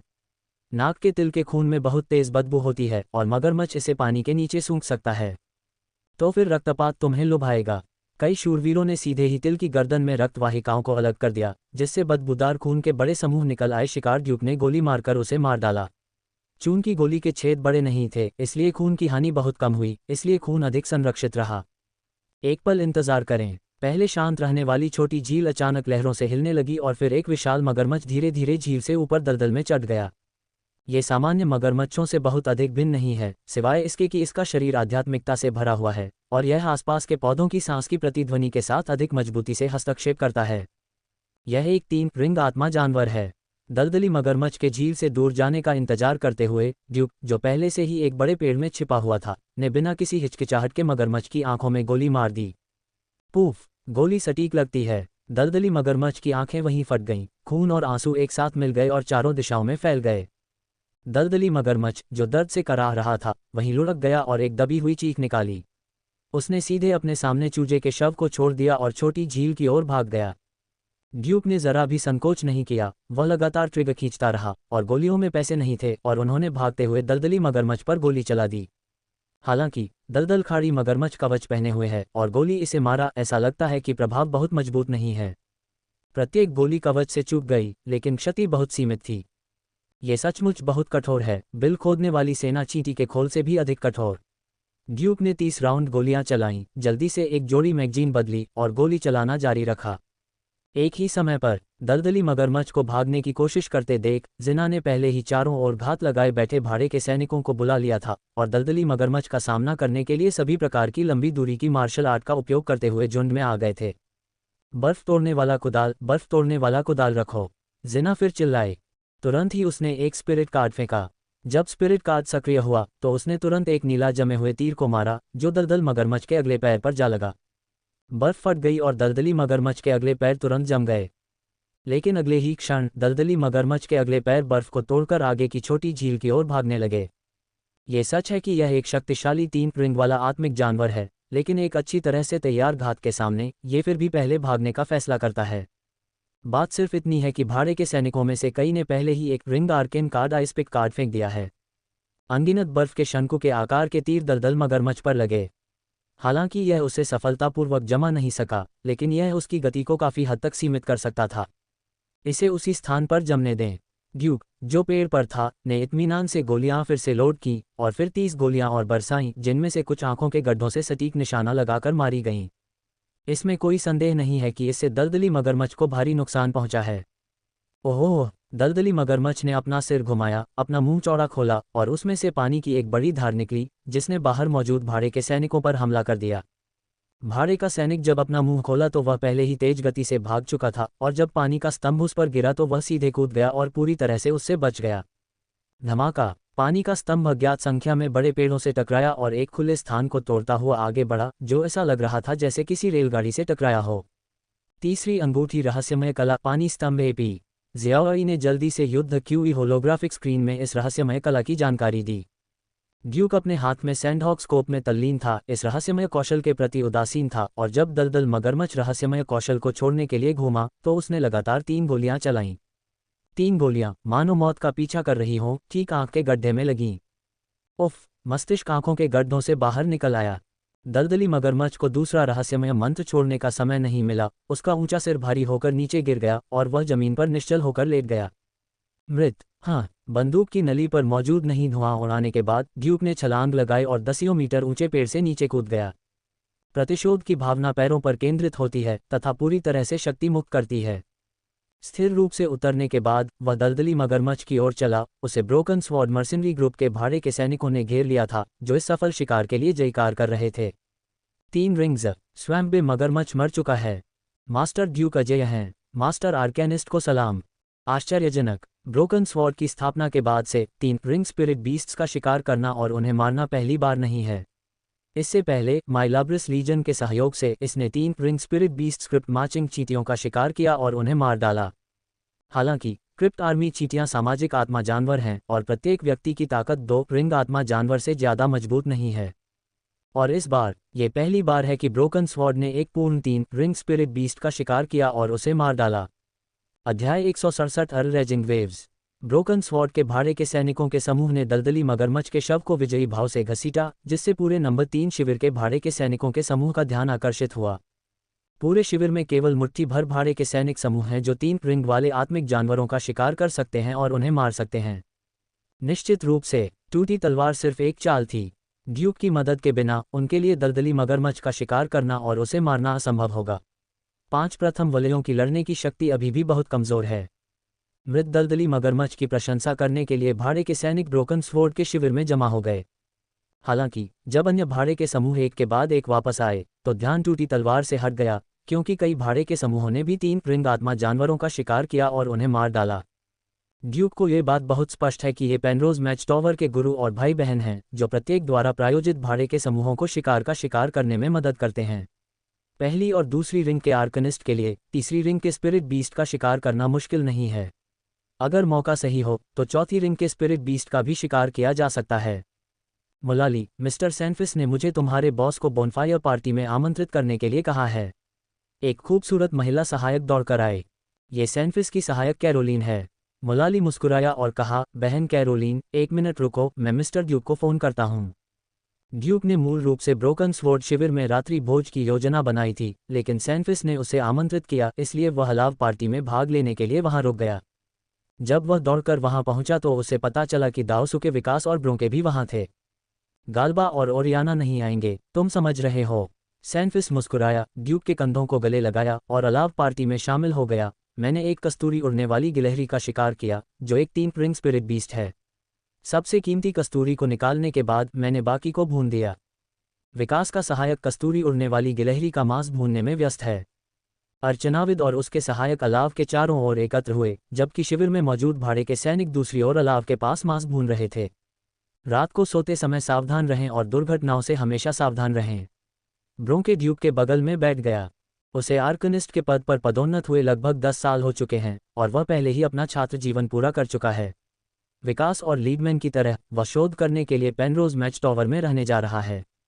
मैं समझता हूँ, ड्यूक ने उत्तर दिया। क्या आपके पास कोई गुप्त हथियार है? ब्लैंक ने अचानक पूछा। जाहिर है ड्यूक द्वारा दलदली मगरमच्छ का शिकार करने की खबर फैल गई है। ड्यूक ने यह बात नहीं छिपाई। खैर, मुझे पहले जंगल में एक अवशेष मिला था। इसे एक वरिष्ठ आर्कानिस्ट ने छोड़ा था। मैं भाग्यशाली था कि मुझे एक रहस्यमय हथियार मिला। ये वास्तव में भाग्यशाली है। अपने स्वयं के रहस्यमय हथियार को डिज़ाइन करने के लिए मैंने इसे बनाने में 3 साल और 50,000 स्वर्ण ड्रैगन खर्च किए, लेकिन मैं बहुत संतुष्ट नहीं हूँ। मैंने बदले में पर्याप्त पैसा कमाया है। मुझे इसे चमकाना है और अपग्रेड के लिए पर्याप्त जगह छोड़नी है। ड्यूक ने पूछा, क्या आप एक रिंग वाले ऑस्ट्रियाई हथियार को 2 रिंग वाले हथियार में बदलना चाहते हैं? बेशक, आर्केन आर्टिफैक्ट आर्केन वंडर की जगह लेता है। जब मैं दूसरे रिंग में पदोन्नत हो जाता हूं, तो पहले रिंग का आर्केन आर्टिफैक्ट मेरे लिए बेकार हो जाता है। बेहतर है कि इसकी जगह खाली कर दी जाए और 2 आर्केन वंडर जोड़ दिए जाएं। रहस्यमय जादूगर की रिंग प्रणाली में प्रत्येक रिंग ट्रैक पर रहस्यमय आश्चर्यों और रहस्यमय हथियारों की कुल संख्या सीमित होती है। आर्केनाइट्स आर्केन वंडर्स की तुलना में अधिक जगह घेरते हैं। आमतौर पर एक आर्केन हथियार को 2 आर्केन वंडर्स के बदले में बदला जा सकता है। जाहिर है, अगर आप कम स्तर का आर्केन हथियार रखते हैं तो उसे उसी स्तर के आर्केन वंडर से बदलना बेहतर है। वैसे, आपका रहस्यमय हथियार एक लड़ाकू रहस्यमय हथियार है ना? ब्लैंके ने फिर पूछा। हाँ, मेरा सुझाव है कि आप भविष्य में इसे बदल दें। एक अर्चनावादी के लिए युद्ध का साधन अर्चना है, और अर्चना हथियार को एक सहायक अर्चना हथियार चुनना चाहिए। मैं इस बारे में ध्यान से सोचूंगा, ड्यूक ने लापरवाही से कहा। एक अंगूठी वाला सैंड ईगल एक सुनहरी उंगली है जो समय के माध्यम से यात्रा कर चुकी है। इसकी शक्ति 3 अंगूठी वाले रहस्यमय हथियार के बराबर है। यह स्पष्ट रूप से एक अविभाज्य अस्तित्व है। और जब सहायक रहस्यमय हथियारों की बात आती है तो जियुहुआन जियाई सहायक दुनिया की छत होनी चाहिए। ठीक है, अब खाने का समय हो गया है, बढ़ो। विकास के निदेशक के सहायक ने पके हुए कस्तूरी उड़न गिलहरी को सावधानी से काटा। सैनफिस ने विकास, दाओजू और ब्रोंके को 2-2 पिछले पैर दिए तथा उन्होंने और ड्यूक ने एक अगला पैर साझा किया। ड्यूक ने आगे का पैर पकड़ लिया और काट लिया। गर्म और मुलायम अग्रपाद मुंह में फैल गए और एक हल्की सुगंध तुरंत मुंह में भर गई, जैसे कि अनगिनत फूलों से घिरा हुआ ताज़ा ठंडा। शम्फीस ने हल्की चीख मारी। ड्यूक ने अंगूठा दिखाया, उसके बाद प्रशंसा करते हुए कहा, यह सचमुच शानदार है। चिची। कंधे पर रखी छोटी सी जेब में पहले से ही लार टपक रही थी और ड्यूक ने सीधे मांस का एक टुकड़ा फाड़ा और उसे खिला दिया। जियाओ दोऊ ने मांस की पट्टियों को पकड़ लिया और अपने मुंह को जलाने की परवाह किए बिना उसने खजूर को निगल लिया और उन्हें अपने मुंह में ठूंस लिया। आपका अनुबंधित आत्मा जानवर बहुत ही रोचक और आध्यात्मिकता से भरा हुआ है। भविष्य में एक प्रेत जानवर में विकसित होने की संभावना कम नहीं है, विकास ने मुस्कुराते हुए कहा। शूरवीर तो बस एक नाबालिग है। मैं फैंटम बीस्ट नाइट बन पाऊं या नहीं, सब कुछ मेरे लिए स्वाभाविक है। ड्यूक ने छोटी सी जेब को छुआ। 1 वर्ष से अधिक समय के साथ शियादोऊ एक परिवार के सदस्य की तरह बन गया है। शान फेसी ने कड़वाहट से मजाक किया। 3 समुद्रों के कल्टीवेटर, यह एक ईर्ष्यापूर्ण प्रतिभा है। यदि आपके पास महान आर्कनिस्ट के अनुक्रम में आगे बढ़ने का अवसर है तो आप रक्त के समुद्र और हवा के समुद्र को रहस्यमय हथियारों में डाल सकते हैं, जिन्हें रिंग सिस्टम की स्थिति पर कब्जा करने की आवश्यकता नहीं है, जो वेश्यावृत्ति के बराबर है।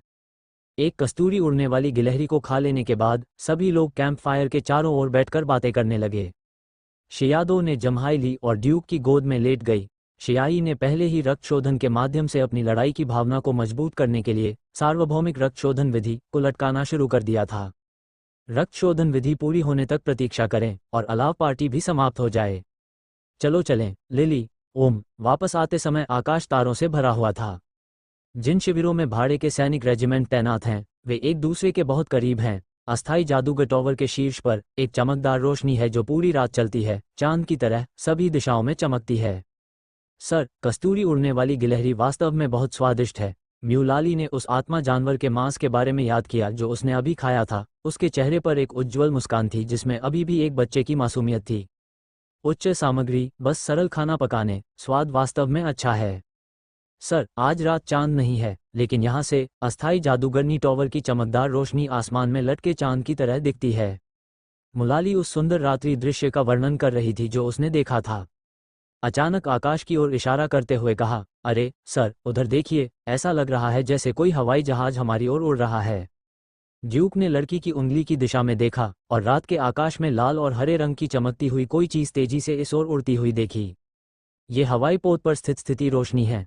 थोड़ी देर बाद इस हवाई जहाज की रूपरेखा पहले से ही धुंधली दिखाई देने लगी थी। आम हवाई जहाजों की तुलना में ये हवाई जहाज बड़ा दिखाई दे रहा था। रूसी हवाई पोत पहले ही नंबर 3 कुआं क्षेत्र की ओर उतर चुका है। इस समय ड्यूक ने भी मोटे तौर पर कहा, यह कोई हवाई पोत नहीं है, यह एक युद्धपोत है। ये रेजिंग वेव्स के अर्ल लॉर्ड कीस्टन का युद्धपोत बिबो है। पूरे शेंजियाओ शहर में केवल एक ही युद्धपोत है जो युद्धपोत बिबो है, जो यूनियन टॉवर के मुख्य कार्यकारी अधिकारी केस्टन नुताओ का वाहन है। चलो चलो अस्थायी जादूगर टॉवर पर चलते हैं। ड्यूक ने म्यूलाली का अभिवादन किया। वह पहले से ही समझ गया था कि कीस्टन राइज शाफ्ट नंबर 3 में हुई अजीब घटना के कारण यहाँ आया था और संभवतः वह सूचना मिलने के बाद ही यहाँ पहुंचा था। अध्याय 168 निषिद्ध भूमि हवाई पोत किरोव हवाई पोत जैसा दिखता है और युद्धपोत के कई रूप हैं। कीस्टन रेजिंग वेव्स का युद्धपोत हवा और लहरों पर सवार भाप के जहाज जैसा दिखता है। जब यह विशाल वस्तु जमीन पर गिरी तो कोई आवाज नहीं हुई। युद्धपोत के ऊपर से एक लंबी झुकी हुई सीढ़ी निकली हुई थी जिस पर सफेद बाल और सफेद दाढ़ी वाला एक बूढ़ा आदमी जो एक भव्य आर्कानिस्ट लबादा पहने हुए था, तेजी से झुकी हुई सीढ़ी से नीचे उतर रहा था। उसके पीछे 3 अन्य वृद्ध व्यक्ति थे जिन्होंने भी भव्य आर्कानिस्ट पोशाक पहन रखी थी। 4 बूढ़ों के पीछे लोगों का एक बड़ा समूह था, लेकिन ड्यूक सहित युद्धपोत का स्वागत करने वाले लोग केवल इन 4 बूढ़ों पर ही ध्यान केंद्रित कर पा रहे थे। ऐसा लगता है कि इन 4 बूढ़े लोगों से एक मजबूत चुंबकीय क्षेत्र निकलता है जो लोगों की आंखों को मजबूती से आकर्षित करता है। जब आगे चल रहे सफेद बालों और दाढ़ी वाले बूढ़े व्यक्ति मैदान की ओर बढ़े तो पेनरोज ने उनसे मिलने के लिए आगे बढ़कर कहा, मुख्य शासक, आप इतनी जल्दी क्यों आए? ये बहुत महत्वपूर्ण है। चलो अस्थायी जादूगर टॉवर में इस बारे में बात करते हैं। प्रभारी बूढ़ा आदमी यूनियन टॉवर का मुख्य शासक अर्ल कीस्टन रेजिंग वेव्स है। अस्थायी जादूगरनी टावर की ओर बढ़ते समय सड़क पर सभी ने हमारा अभिवादन किया। ड्यूक ने पाया कि पूरे शेंजियाओ शहर में केवल 4 महान रहस्यमयी जादूगर ही मौजूद थे। 1-5 रिंग महासागरीय रहस्यमयी जादूगर कीस्टन राइज, 3-4 रिंग पृथ्वी रहस्यमयी जादूगर विलियम्स, इरविन और स्टीफन मैवरिक। अंगूठी 1, अंगूठी 2 और अंगूठी 3 साधारण आर्कन मास्टर्स से संबंधित हैं, जिन्हें junior Arkan masters, intermediate Arkan masters और एडवांस्ड आर्कन मास्टर्स के रूप में भी जाना जाता है। ऊपर की 4 रिंग्स ग्रेट आर्कन मास्टर की हैं, जिन्हें earth arcane master, ocean arcane master और स्काई आर्कन मास्टर के नाम से भी जाना जाता है। मुझे विस्तार से बताओ कि तुम्हारे साथ क्या हुआ। शाफ्ट नंबर 3 में क्या हुआ? अस्थायी जादूगर टॉवर में प्रवेश करने और हॉल में बैठने के बाद कीस्टन सीधे मुद्दे पर आ गया। सबसे पहले पेनरोज ने अपने सामने आई स्थिति का वर्णन किया और फिर ड्यूक तथा अन्य लोगों ने एक एक करके बताया कि उन्होंने क्या अनुभव किया। इस समय तक कई सहायक पहले ही बेहोश रोरोया स्नो ईगल को उठा चुके थे। कीस्टन रेजिंग वेव, विलियम्स और स्टीफन मैवरिक ने तुरंत रोरोया स्नो ईगल को घेर लिया और उसके शरीर की सावधानीपूर्वक जांच की। इसके विपरीत एरविन वहां नहीं गया, बल्कि ड्यूक से बातचीत की। छोटे आदमी, क्या तुम्हें कुएं में दिखाई देने वाले दृश्य का एहसास हुआ? हाँ, मुख्य निदेशक, ड्यूक ने उत्तर दिया। इरविन एरुडिशन टॉवर के मुख्य निदेशक हैं। उनके पास 2 उपाधियां हैं, एरुडाइट स्कॉलर और फॉर्मेसी स्कॉलर। जब वे बोलते हैं तो उनके चेहरे पर हमेशा मुस्कान रहती है। क्या आप बता सकते हैं कि आपको ये बोध कैसे हुआ? जब मैं पहली बार हेबेडी में शामिल हुआ तो दशकों पहले मुझे कुएं में बोध हुआ था। क्या आपको कभी यह एहसास हुआ है? ड्यूक ने उस समय की स्थिति का वर्णन किया। ओह, यह मेरे से थोड़ा अलग है। मुझे याद है कि उस समय मैं एक आध्यात्मिक कुंड में था, इसलिए मैंने जो ध्यान दृश्य देखा वो पानी का एक कुंड था। एपिफेनी भाग्य पर ध्यान देती है। हर किसी की अंतर्दृष्टि अलग अलग होती है तथा ध्यान का दृष्टिकोण भी अलग अलग होता है। ऐसा लग रहा था कि एरविन बातें कर रहा था और वह ड्यूक के साथ काफी देर तक बातें करता रहा, जब तक कि कीस्टन के तीनों लोगों ने रोरोआ स्नो ईगल की स्थिति का अध्ययन नहीं कर लिया। उन्होंने मुस्कुराते हुए कहा, छोटे लड़के, तुम्हारे अंदर बहुविज्ञता की प्रतिभा है, इसे कम मत होने दो। ड्यूक थोड़ा उलझन में था। ये 4 रिंग वाला रहस्यमय जादूगर कुछ शब्दों से यह विश्लेषण करने में सक्षम था कि उसके पास बहुविज्ञ की प्रतिभा है, जो वास्तव में आश्चर्यजनक है। वास्तव में ड्यूक में निश्चित रूप से एक बहुश्रुत की प्रतिभा है। पृथ्वी पर इतनी सारी उच्च तकनीकें हैं, जब तक कि इस दुनिया में कुछ का पुनरुत्पादन किया जा सकता है, एकमात्र बहुश्रुत का खिताब जीतने में कोई समस्या नहीं होगी। एरविन ने कीस्टोन और अन्य लोगों से रोरोया की स्थिति के बारे में बात की। ड्यूक चुपचाप एक तरफ खड़ा रहा। मैंने जो वाक्य कहा, उसके बारे में सोचने पर एक बहुज्ञ की प्रतिभा का पता चला। ऐसा लगता है कि मैंने कुछ भी नहीं कहा, मैंने तो बस बहुज्ञ के बारे में, एपिफनी के बारे में बात की। एपिफनी का मतलब केवल यह है कि मेरे पास अच्छी समझ है और मेरे पास हर चीज पर शोध करने की प्रतिभा है। अज्ञात कारण, जल्द ही 4 महान रहस्यमय मास्टर्स पहले से ही चर्चा कर चुके हैं। किस्टन रेजिंग ने सीधे आदेश दिया, पेनरोज, अपने छात्रों को अस्थायी जादूगर टॉवर में रहने दो और रोरोया स्नो ईगल की देखभाल करो। लियोविस, तुम रास्ता दिखाओ, चलो नीचे चलते हैं। तुम वहीं रहो और रोरोया की देखभाल करो, पेनरोज ने कीस्टन और अन्य लोगों के पीछे जाकर समझाया। 4 महान रहस्यमय गुरुओं के खदान में उतरने के बाद सैनफिस ने उत्सुकता से पूछा, आपको क्या लगता है कि खदान के तल पर राक्षस क्या है? क्या आप बकवास नहीं कर रहे हैं? चारों रहस्यमयी जादूगरों को भी यकीन नहीं है, और फिर भी हम इसे पहचान सकते हैं, ब्लैंको ने कहा। ये तो बस अनुमान है। कोई अनुमान नहीं, ओलियाना ने भौहें सिकोड़ते हुए कहा। ठीक है, बहस करना बंद करो। क्या तुमने अभी वयस्कों के बीच हुई चर्चा सुनी? रोरोया कोकून परिवर्तन से प्रभावित लगता है। यदि तुम कुएं में मौजूद अजीब राक्षसों से छुटकारा नहीं पाओगे तो उसके साथ बुरा होगा। गाल्बा ने उसके कंधे पर थपथपाते हुए कहा, चिंता मत करो अन्ना, अगर 4 वयस्क एक साथ काम करते हैं तो 9 रिंग वाले आत्मिक जानवरों को भी खत्म किया जा सकता है। कुएं में मौजूद राक्षसों की तो बात ही छोड़िए। शांत रात्रि में अस्थायी जादूगरनी का टॉवर चमक रहा था। 1 घंटा उड़ जाता है। अचानक जमीन से गर्जना की आवाज आई, पूरा अस्थायी जादूगर टॉवर हिलने लगा और धूल नीचे गिरने लगी। मूलतः प्रत्येक जादूगर टॉवर में निर्माण सामग्री के रूप में बड़ी मात्रा में आध्यात्मिक सोना मिलाया जाता है तथा रहस्यमय बमबारी के तहत भी इसे दहाना कठिन होता है। भूकंप की तो बात ही छोड़िए। नीचे लड़ाई चल रही है। विकास दाओइस्ट खदान के प्रवेश द्वार पर खड़ा होकर नीचे की ओर देख रहा था। मुझे आशा है कि कुछ नहीं होगा, ओरियाना ने बड़बड़ाते हुए कहा। दहाड़ने की आवाज 1/4 घंटे तक चली और धरती 1/4 घंटे तक कांपती रही। अस्थायी जादूगर टॉवर के बाहर भाड़े के सैनिकों का शिविर पहले से ही शोर मचा रहा था और इन भाड़े के सैनिकों को पता नहीं था कि क्या हुआ।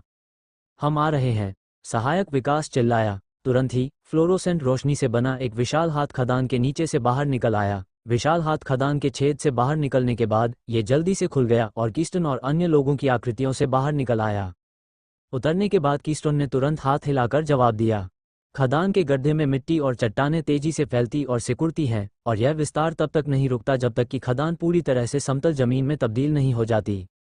हाँ, खदान के प्रवेश द्वार को सील करने के बाद कीस्टन पहले से ही डूब रहा था। उसने प्रवेश द्वार की रखवाली कर रहे आर्कानिस्टों पर नजर डाली और गहरी आवाज में कहा, इस जगह को निषिद्ध क्षेत्र के रूप में सील कर दिया जाएगा। भूमिगत खदान के संबंध में मैं शेंजियाओ शहर के यूनियन टॉवर के नाम पर आपको सीलिंग का आदेश जारी करता हूँ। निषिद्ध क्षेत्र, सैनफिस ने बुदबुदाया। पेनरोज, जो अपने कपड़ों पर लगी गंदगी को थपथपा रहा था, ने तुरंत उसे घूरते हुए कहा, चुप रहो। हाँ गुरुजी। 4 महान रहस्यमयी जादूगर भरे हुए छेद पर नहीं रुके। नहीं, उन्होंने ड्यूक और अन्य लोगों को समझाने का इरादा किया, इसलिए वे सीधे जादूगर टॉवर के शीर्ष पर स्थित सम्मेलन कक्ष में चले गए। 1 और पूरा घंटा इंतजार करने के बाद पेनरोज ने अपना सिर रगड़ा और नीचे चला गया। आप सब इंतजार कर रहे हैं, क्या आप आराम करने नहीं गए? गुरु, हम आज रात ऐसी किसी घटना पर कैसे सो सकते हैं, और लुओया अभी तक नहीं जागा है। हमें चिंता है कि उसे कुछ हो जाएगा, ओरियाना ने जवाब दिया। कोई समस्या नहीं है और वो कुछ घंटों में शांतिपूर्वक जाग जाएगा। गुरुजी, क्या हो रहा है? मैं आपको वह सब बताऊंगा जो मैं कह सकता हूँ। भूमिगत अजीब चीज अर्थात कोकून परिवर्तन जिसका मैंने पहले उल्लेख किया था, वास्तव में किसी प्राचीन बुरी चीज द्वारा फेंका गया खोल है जिसे आध्यात्मिक झरने में दफना दिया गया है और एक विशेष उत्परिवर्तन से गुजरता है जिससे यह इस भूमि को प्रदूषित करता है। प्राचीन बुराई वह क्या है, मुझे नहीं पता। संक्षेप में, कृपया याद रखें कि यह स्थान एक निषिद्ध क्षेत्र बन गया है और आपको बाहरी दुनिया को कोई भी जानकारी नहीं देनी चाहिए। ऊपर से कोई इससे निपटेगा। इससे निपटने के बाद ये स्थान अभी भी हेबिडी में एक खदान है और अब कोई खतरा नहीं है। पेनरोज ने बोलना समाप्त करने के बाद अपना हाथ हिलाया। उसके पीले चेहरे को देखकर ड्यूक को पता चल गया कि भूमिगत रूप से भयंकर युद्ध हुआ होगा। अध्याय 169 ऑक्टोपस का सागर। मध्य रात्रि में कीस्टोन और 4 महान रहस्यमय जादूगर एक युद्धपोत पर सवार होकर शेंजियाओ शहर लौट आए। चलो ऐसे ही चले जाते हैं, मुझे हमेशा लगता है कि हमें साथ साथ वापस चले जाना चाहिए, यहाँ रहना बहुत आरामदायक नहीं है, सैनफिस ने अपने पैर पटकते हुए कहा। ड्यूक को भी ऐसा ही महसूस हुआ। वह नहीं जानता कि प्राचीन बुराई क्या है, लेकिन बुराई से बहा हुआ एक खोल पिछले अनगिनत वर्षों में अभी भी ऐसी अजीब घटना का कारण बन सकता है जो वास्तव में परेशान करने वाला है। मैंने सोचा था कि रहस्यमय जादूगर बनने से मैं आराम से बैठ सकूंगा, लेकिन अब ऐसा लगता है कि मुझे अभी और कड़ी मेहनत करनी होगी, ड्यूक ने सोचा। गार्ड विकास ने रात के आकाश में तारों को देखा और भावुक होकर कहा, जहां सचमुच सुरक्षित जगह है वहां हर आध्यात्मिक झरना बुराई से भरा है, जिस कारण से हम अब शहर के लाभों का आनंद ले सकते हैं वह हर अग्रणी युद्ध द्वारा जीता गया भविष्य है। भगवान लोया जाग गए हैं। ओरियाना का सहायक दौड़कर आया और बोला, चलो रोरोया को देखने चलें। अरे हाँ, प्रशिक्षक को बताना मत भूलना। सहायक विकास ने अपनी भावना को दूर रखा। सभी लोग लोया स्नो ईगल के कमरे में दाखिल हुए। लोया, जो लंबे समय से बेहोश था, छत पर टकटकी लगाए देख रहा था। सबके सवालों का जवाब देते हुए उन्होंने बस अपना सिर हिलाया। थोड़ी देर बाद पेनरोज और लियो वेज एक साथ आए। यहाँ तक कि जब पेनरोज ने उनसे पूछा तो उन्होंने बस इतना ही कहा, मुझे नहीं पता, मैं बहुत समय पहले बेहोश हो गया था और मुझे ऐसा महसूस हो रहा है कि मेरे शरीर में कीड़े रेंग रहे हैं। मैं बहुत असहज महसूस कर रहा हूँ गुरु, मैं बस अब आराम करना चाहता हूँ। ठीक है, पहले आप आराम कर लें। पेनरोज ने सभी को विदा किया। अब समय आ गया है कि आप भी आराम करें और कल आध्यात्मिक झरने को देखें, फिर हम वापस चलेंगे। अस्थायी जादूगर टॉवर के गृहस्वामी ने ड्यूक के लिए एक घर की व्यवस्था की। बिस्तर पर लेटे लेटे ड्यूक करवटें बदलता रहा और उसे नींद नहीं आ रही थी। अब जबकि भोर होने ही वाली थी, वह थोड़ी देर के लिए ही सो सकता था। शियाओई, क्या तुम खदान में पिक्चर चला सकती हो?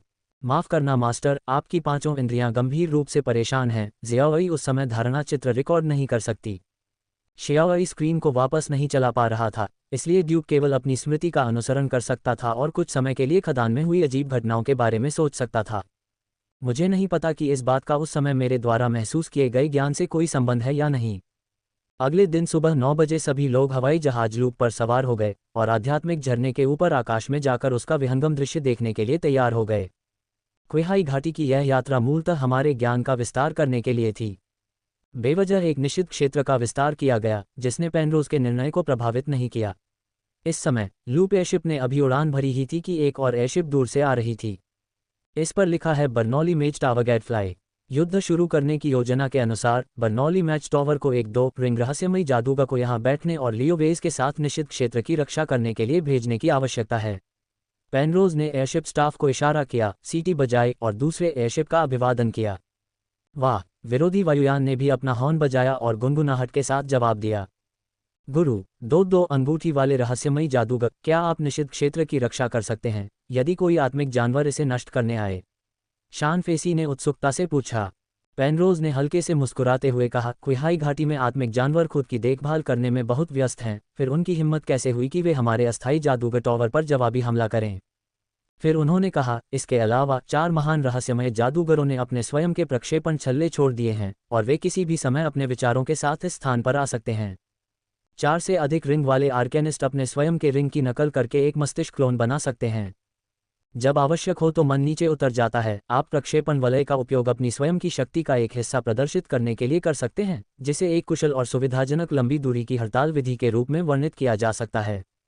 हवाई पोत जमीन से 200 मीटर ऊपर है। आप स्पष्ट रूप से जमीनी दृश्य देख सकते हैं। घाटी के अछूते जंगल में फैले 15 खुले मैदान हैं जो एलोपेसिया एरिटा जैसे दिखते हैं। ये अस्थायी मैच टावर दमन के लिए सुरक्षित शिविर हैं। यद्यपि वितरण बहुत नियमित नहीं है, लेकिन एक अंडाकार आकृति बनाते हुए सुरक्षित शिविर से घिरा हुआ आध्यात्मिक झरने का स्थान है। नीचे देखो, ये यही है। पेनरोज ने नीचे की ओर इशारा किया। मैंने नीचे एक स्पष्ट क्षेत्र देखा जिसमें विरल पेड़ थे जो सुरक्षित शिविर से बहुत छोटा नहीं था। हालांकि वहां कुछ पेड़ थे, लेकिन वहां 150 मीटर से अधिक ऊंचे कई ऊंचे पेड़ थे जिनके मुकुट सूरज को लगभग अवरुद्ध कर सकते थे। ये पेड़ों का राजा है, ड्यूक ने मन ही मन कहा। हवाई जहाज जमीन के करीब है, इसलिए जियाओई ने वर्षा श्वास विधि को लटका दिया जो नीचे के पेड़ों के साथ श्वास अनुनाद स्थापित कर सकता है। इस स्थापना के साथ नीचे 3 रिंग आध्यात्मिक संयंत्र माना जाता है और धारणा में 2 पेड़ राजा हैं और जियाओई ने लड़ाई की आत्मा होलोग्राफिक स्क्रीन में पेड़ राजाओं के स्थान को चिन्हित किया है। 150 मीटर से अधिक ऊंचे विशाल वृक्ष के अलावा यहाँ एक अदृश्य वृक्षराज भी है जो केंद्रीय क्षेत्र में एक छोटी झील के पास स्थित है। इसके अलावा इस विरल आबादी वाले क्षेत्र में लगभग सभी पेड़ 1 रिंग और 2 रिंग आध्यात्मिक पौधे हैं। जो पेड़ आध्यात्मिक रूप से नहीं लगाए गए थे उन्हें उखाड़ दिया जाना चाहिए था। ड्यूक स्पष्ट रूप से देख सकता था कि इस भूमि पर घने पेड़ों के तने थे। इस समय पेनरोज ने केंद्रीय क्षेत्र में छोटी झील की ओर इशारा किया और कहा, ये छोटी त्रिकोणीय झील देखें। ये कुइहाई घाटी में मध्यम आकार का आध्यात्मिक झरना है। आत्मा पाउडर द्वारा ड्रेजिंग के बाद यह एक साधारण छोटे तालाब की तरह दिखता है। ब्रोंके ने कहा, यह वास्तव में सामान्य बात है और इसमें कुछ भी विशेष नहीं है, लेकिन यहाँ आध्यात्मिक ऊर्जा की सांद्रता लोगों को नशे में डाल देती है। ओरियाना ने हवा की एक गहरी सांस ली और पोर्टहोल के माध्यम से वह अभी भी आध्यात्मिक झरने के चारों ओर मुक्त आध्यात्मिक कणों की उच्च सांद्रता को महसूस कर सकती थी। ड्यूक ने उत्सुकता से पूछा, गुरुजी, मैंने सुना है कि इस आध्यात्मिक झरने में एक प्राचीन आत्मा है। क्या उसे पकड़ लिया गया है? नहीं, हमने आध्यात्मिक झरने पर पूरी तरह से कब्जा नहीं किया है। प्राचीन आत्मा इसमें छिपी हुई है और इसे पकड़ना मुश्किल है। अग्रणी युद्ध कब तक चलेगा, ये मुख्यालय की योजना पर निर्भर करता है। बर्नौली यहाँ एक परिवार बनाना चाहता है और वह अपना सर्वश्रेष्ठ प्रयास करेगा। पेनरोज को बर्नौली पसंद नहीं था और वह उसके स्वर से थोड़ा खट्टा स्वाद भी महसूस कर सकता था। यह अज्ञात है कि यह आध्यात्मिक झरना समय के साथ एक बड़ा झरना बन जाएगा या नहीं।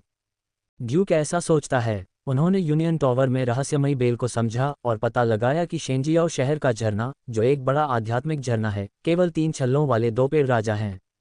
उस समय ब्लैक स्नैक परिवार द्वारा कब्जा किए गए मध्यम आकार के आध्यात्मिक झरने में कोई वृक्ष राजा भी नहीं था। कुइहाई घाटी का झरना आध्यात्मिक खानों से घिरा हुआ है, जो वास्तव में असाधारण गुणवत्ता के हैं तथा साधारण मध्यम आकार के आध्यात्मिक झरनों से कहीं अधिक बेहतर हैं। अरे, आप देख रहे हैं, वसंत में छोटी झील में बुलबुलें हैं और उसमें मछलियां कूद रही हैं। शानफेसी ने आश्चर्य से कहा, गुरुजी, क्या ये प्राचीन आत्मा है या वास्तव में इसमें मछलियां हैं? यह एक प्राचीन प्रेत है। इस झरने में एक प्राचीन मछली का समुद्र है। मछली का समुद्र क्या है? आध्यात्मिकता का झरना समय और स्थान के माध्यम से बहता है। प्राचीन समय में ये स्थान समुद्र रहा होगा, इसलिए यूयू की आध्यात्मिकता को वसंत में दर्ज और दोहराया गया था। प्राचीन आत्माएं वे अस्तित्व हैं जो इन प्राचीन प्रेतों में जीवन में वापस आ गए। मछली के समुद्र का जादुई आध्यात्मिक क्षेत्र से क्या संबंध है? ड्यूक ने पूछा। जादुई आध्यात्मिक क्षेत्र एक भ्रम है, मछली का समुद्र प्रेत है और प्राचीन आत्मा एम्बर है। वे सभी आध्यात्मिक वसंत का हिस्सा हैं। जब आध्यात्मिकता एक निश्चित एकाग्रता तक पहुंचती है तो कुछ सीमाएं टूट जाएंगी और कई अजीब चीजें पैदा होंगी। गुरु पेनरोज ने फिर से अपना सिर हिलाते हुए कहा, साधारण रहस्यमय जादूगर इन अजीबोगरीब बातों को नहीं समझ सकते। जब एक दिन तुम्हें महान रहस्यमय जादूगर के रूप में पदोन्नत किया जाएगा तो शायद तुम ये पता लगा सको कि आध्यात्मिक झरना क्या है। चलो, अब जाने का समय हो गया है। अध्याय 170 सरल व्यापार संघर्ष। आध्यात्मिक झरने पर कुछ देर रुकने के बाद पेनरोज ने हवाई जहाज को रवाना होने के लिए कहा और एमरल्ड सागर घाटी से चले गए। अभी कुइहाई घाटी इंसानों के लिए सुरक्षित निवास स्थान नहीं है। अगर आप बहुत लंबे समय तक यहाँ रहे और कुइहाई घाटी में निष्क्रिय शक्तिशाली आत्मा जानवरों द्वारा आप पर हमला किया गया तो ये बहुत अच्छा नहीं होगा। शेंजियाओ शहर में पेनरोज मेज टावर पर लौटें। ड्यूक का जीवन पहले जैसी शांति पर लौट आया है। वह प्रतिदिन सुबह 9 से 5 बजे तक अभ्यास, अध्ययन और शोध में व्यस्त रहते हैं।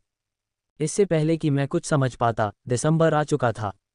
महाराज, 2 ring spirit beast ice needle bee के पूंछ के दंड के लिए उपभोग्य वस्तुएं पर्याप्त नहीं हैं। शोध दल के नेता ड्रास रिपोर्ट करने आए। क्या स्पिरिट मटीरियल विभाग में कोई स्टॉक नहीं है? कोई नहीं बचा है। ठीक है, मैं समझ गया। ड्यूक ने डेलास को भेज दिया और फिर म्यूलाली से कहा, ब्रोकन स्वॉर्ड को एक पत्र भेजो जिसमें उन्हें 2 ring spirit beast ice needle bee पर ध्यान देने के लिए कहा जाए। ठीक है सर। म्यूलाली पत्र लिखने के लिए मुड़ी। रहस्यमय जादूगरों को अनुसंधान के लिए बहुत अधिक सामग्रियों की आवश्यकता होती है और जादूगर टावर का आध्यात्मिक सामग्री विभाग सभी आवश्यकताओं को पूरा नहीं कर सकता है, इसलिए उन्हें किसी भी समय कहीं भी उपभोग्य सामग्रियों को खोजने के लिए एक भाड़े के समूह को प्रायोजित करने की आवश्यकता होती है। प्रायोगिक अनुसंधान की तुलना में भाड़े के सैनिकों के समूह को प्रायोजित करने वाले सुनहरे ड्रैगन कुछ भी नहीं थे। जब आवश्यक होता, ड्यूक कुछ 3 रिंग वाले आत्मिक जानवरों का शिकार करने के लिए जंगल में चला जाता था और सामग्री बेचने से प्राप्त धन भाड़े के सैनिकों के समूह के उपभोग को प्रायोजित करने के लिए पर्याप्त होता था। आर्कानिस्ट बनने के बाद पैसा मूलतः संख्याओं का एक समूह मात्र रह जाता है। डांग डांग डांग। शनफीस कार्यालय के दरवाजे के सामने खड़ा था। दरवाजा खटखटाया और पूछा, काम से छुट्टी का समय हो गया है, तुम क्यों नहीं चलते, कुछ पी लेते हो? मैं आज ऐसा नहीं कर सकता, मैंने दोस्तों को साथ में डिनर करने के लिए आमंत्रित किया है। ड्यूक ने जवाब दिया। क्या जोआना वहाँ है? बिना। ठीक है, मैं तुम्हें परेशान नहीं करूँगा। सैनफिस ने जम्हाई ली और जल्दी से चला गया। ड्यूक ने मेज पर शोध डेटा को छांटा और शियाओई ने जल्दी से डेटा की गणना की और परिणाम दिए और फिर उसने परिणामों को पेपर में कॉपी कर लिया। शोध विषय स्वाभाविक रूप से थीसिस के साथ समाप्त होना चाहिए। आर्केनिस्ट शक्तिशाली वैज्ञानिकों के एक समूह के समतुल्य हैं जो लगातार उस दुनिया की खोज करते रहते हैं जिसमें वे रहते हैं, सत्य की खोज करते हैं और प्रौद्योगिकी का आविष्कार करते हैं। सत्य और प्रौद्योगिकी का प्रसार होना आवश्यक है। थीसिस सबसे अच्छा वाहक है। क्लैप क्लैक, टाइपराइटर ने चरमराहट की आवाज की और प्रत्येक अक्षर स्याही के माध्यम से कागज पर मुद्रित हो गया। 7 टावर्स फेडरेशन का पाठ आइडियोग्राम से संबंधित है। सृजन का समय अपेक्षाकृत हाल ही का है। 7 टावर्स फेडरेशन की स्थापना के बाद रहस्यमय मास्टर्स ने रहस्यमय रिंग सिस्टम को सरल बनाया और आध्यात्मिक अमूर्त प्रतीकों के साथ विभिन्न अर्थों को व्यक्त किया, जिससे वर्तमान तावेन का निर्माण हुआ, जिसे आध्यात्मिक शब्द के रूप में भी जाना जाता है। ड्यूक ने अपनी थीसिस की सामग्री को प्रिंट करने के बाद उसे एक दराज में बंद कर दिया। परियोजना की प्रगति अभी केवल 20% ही पूरी हुई है तथा औपचारिक पेपर प्रकाशित करने से पहले अधिक जानकारी की आवश्यकता है। सर, पत्र भेज दिया गया है, क्या अब आप काम से छुट्टी पर हैं? मूलाली हल्के कदमों से कार्यालय की ओर चली गई। ड्यूक ने ऊपर देखा और लड़की को हल्की मुस्कान दी। सफाई करो, चलो। जल्द ही दोनों कार्यालय से बाहर निकल गए और आध्यात्मिक सीढ़ी लेकर महल में चले गए। आध्यात्मिक सीढ़ी वाले कमरे के बाहर हॉल में पहले से ही उनके साथी और ड्राइवर इंतजार कर रहे थे। बैठक के बाद टाइगर कार में पेनरोज मास्टर टॉवर छोड़ दें। बेवली मैनर के 17 नंबर पर वापस आकर ड्यूक ने म्यूलाली से सेलर रेड वाइन की एक बोतल लाने को कहा और फिर शांगक्सिंग चेंग समुदाय की ओर चला गया। कार लगाएं। विला के आंगन का द्वार खोल दिया गया है और गृहस्वामी दरवाजे पर इंतजार कर रहा है। लॉर्ड ड्यूक, आपका स्वागत है। यह मेरा उपहार है। ड्यूक ने म्यूलाली को लाल वाइन सौंपने के लिए इशारा किया। वे घर के नौकर के नेतृत्व में विला में दाखिल हुए। विला के लिविंग रूम में सोफे पर जोआना लेटी हुई थी और उसका व्यवहार बिल्कुल भी महिला जैसा नहीं था। हाय ड्यूक, जोआना, तुम भी यहाँ हो? ड्यूक ने अभिवादन किया। देखो तुमने क्या कहा, मार्गोट मेरी सबसे अच्छी दोस्त है। वह एक भोज का आयोजन कर रही है। बेशक मैं भी उसमें शामिल होना चाहती हूँ। जोआना खड़ी हुई, उसने अपने बगल की सीट थपथपाई और ड्यूक को बैठने का इशारा किया। ड्यूक ने बैठने का अवसर लिया लेकिन जोआना से थोड़ी दूरी बनाए रखी। जोआना ने आह भरी, प्रयोग में कोई सुराग नहीं है। मुझे लगता है कि मुझे अपने पिता की इच्छा विरासत में मिली है और मेरे पास अनुसंधान के क्षेत्र में कोई प्रतिभा नहीं है। मुझे अपने आध्यात्मिक मूल को ठोस बनाने के लिए ऊर्जा सम्मलन मार्ग नहीं चुनना चाहिए। मुझे तत्व अपघटन का चयन करना चाहिए और सीधे एक आर्कानिस्ट बनना चाहिए। जोआना के पिता जोविस लिंक्स 5 टावर्स कॉन्फ्रेंस के एकमात्र सदस्य हैं जिन्हें स्कॉलर की उपाधि नहीं मिली है। हालांकि ये देखते हुए कि जोविस एक रहस्यवादी है जो युद्ध को पसंद करता है, विद्वान की उपाधि के बिना भी यह समझ में आता है। स्पाइक सिटी में शैक्षणिक आदान प्रदान के लिए जा रहे हैं। क्या आप उत्साहित हैं, परिणाम पाने के लिए उत्सुक हैं? ड्यूक ने उत्सुकता से पूछा। जैसा कि आपने अनुमान लगाया होगा, मैंने उसी उम्र के कुछ लोगों या उसी उम्र की महिलाओं को देखा और मुझसे अपनी थीसिस के लिए सलाह मांगी। उसके चेहरे पर वह नकली मुस्कान देखकर मुझे उसका चेहरा फाड़ने का मन हुआ। कैसी कुतिया है। जोआना ने बहुत परेशान होकर अपने बालों को खरोंचा। इनसे परेशान क्यों होना, तुम क्या जानते हो बच्चे, मैं शेंजियाओ सिटी होटल का सलाहकार हूँ और वह रेनबो बे होटल की सलाहकार है। क्या तुम्हें लगता है कि मुझे परवाह नहीं है? अरे, क्या ये कोई व्यापारिक प्रतियोगिता है? ये तो थोड़ी सरल है। जोआना ने लापरवाही से कहा, व्यावसायिक प्रतिस्पर्धा के लिए शानदार संचालन की आवश्यकता होती है। हमारे सलाहकार उनसे बेहतर हैं, इसलिए हम स्वाभाविक रूप से उनका व्यवसाय हड़प सकते हैं। अगर इस बार शेंजियाओ सिटी होटल और रेनबो बे सिटी होटल के बीच प्रतिस्पर्धा नहीं होती तो मैं अकादमिक आदान प्रदान में भाग लेने के लिए स्पाइक सिटी जाने की जहमत नहीं उठाती।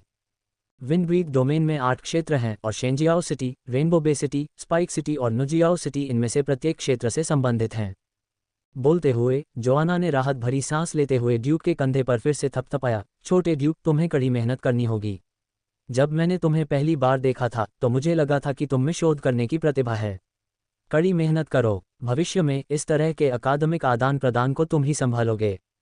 आप मेरी शोध प्रतिभा भी देख सकते हैं। ड्यूक आश्चर्यचकित था। मैं वास्तव में एक विद्वान की तरह दिखता हूँ। कुछ समय पहले इरविन के मुख्य निदेशक ने भी कहा था कि मेरे पास बहुविधि की प्रतिभा है। आपने इसे कैसे देखा? चेयरमैन इरविन, जोआना ने हंसते हुए कहा। जब भी वह किसी युवा आर्कनिस्ट को देखता है तो वह उसे अपने ज्ञान के टॉवर पर खींच कर ले जाना चाहता है, इसलिए वह हमेशा कहता है कि दूसरे पक्ष में सीखने की प्रतिभा है। ईमानदारी से कहूं तो उसने एक बार मेरी तारीफ की थी। ड्यूक अजीब तरह से मुस्कुराया। जोआना ने विषय बदल दिया। हालांकि आपका स्वभाव थोड़ा विद्वान जैसा है। इतनी अच्छी समझ के साथ आप शोध के लिए उपयुक्त होंगे। बात कर रहे हैं। मार्गोट एप्रन पहने हुए रसोई घर से बाहर आए और बोली, ड्यूक, मुझे खेद है कि मैं आपका अभिवादन नहीं कर सकी, मैं रसोई के साथ आज रात की मिठाई बनाने में लगी हुई हूँ। सुश्री मार्गोट, मेरे लिए भोजन ही सबसे बड़ा स्वागत है। ड्यूक ने मुस्कराते हुए अभिवादन किया। हम सभी शेंजियाओ सिटी होटल के सलाहकार हैं, इसलिए हम कभी कभी एक साथ भोजन करते हैं, और हम सभी आर्कानिस्टों के एक ही छोटे समूह से संबंधित हैं।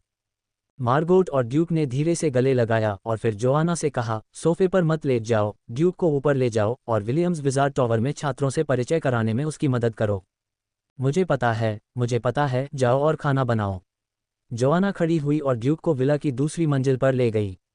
ऊपर जाते समय ड्यूक को अचानक कुछ सूझा। मेरा एक सहपाठी है जिसका नाम सैनफिस है, जो हमेशा से तुम्हें रात्रि भोज पर आमंत्रित करना चाहता था।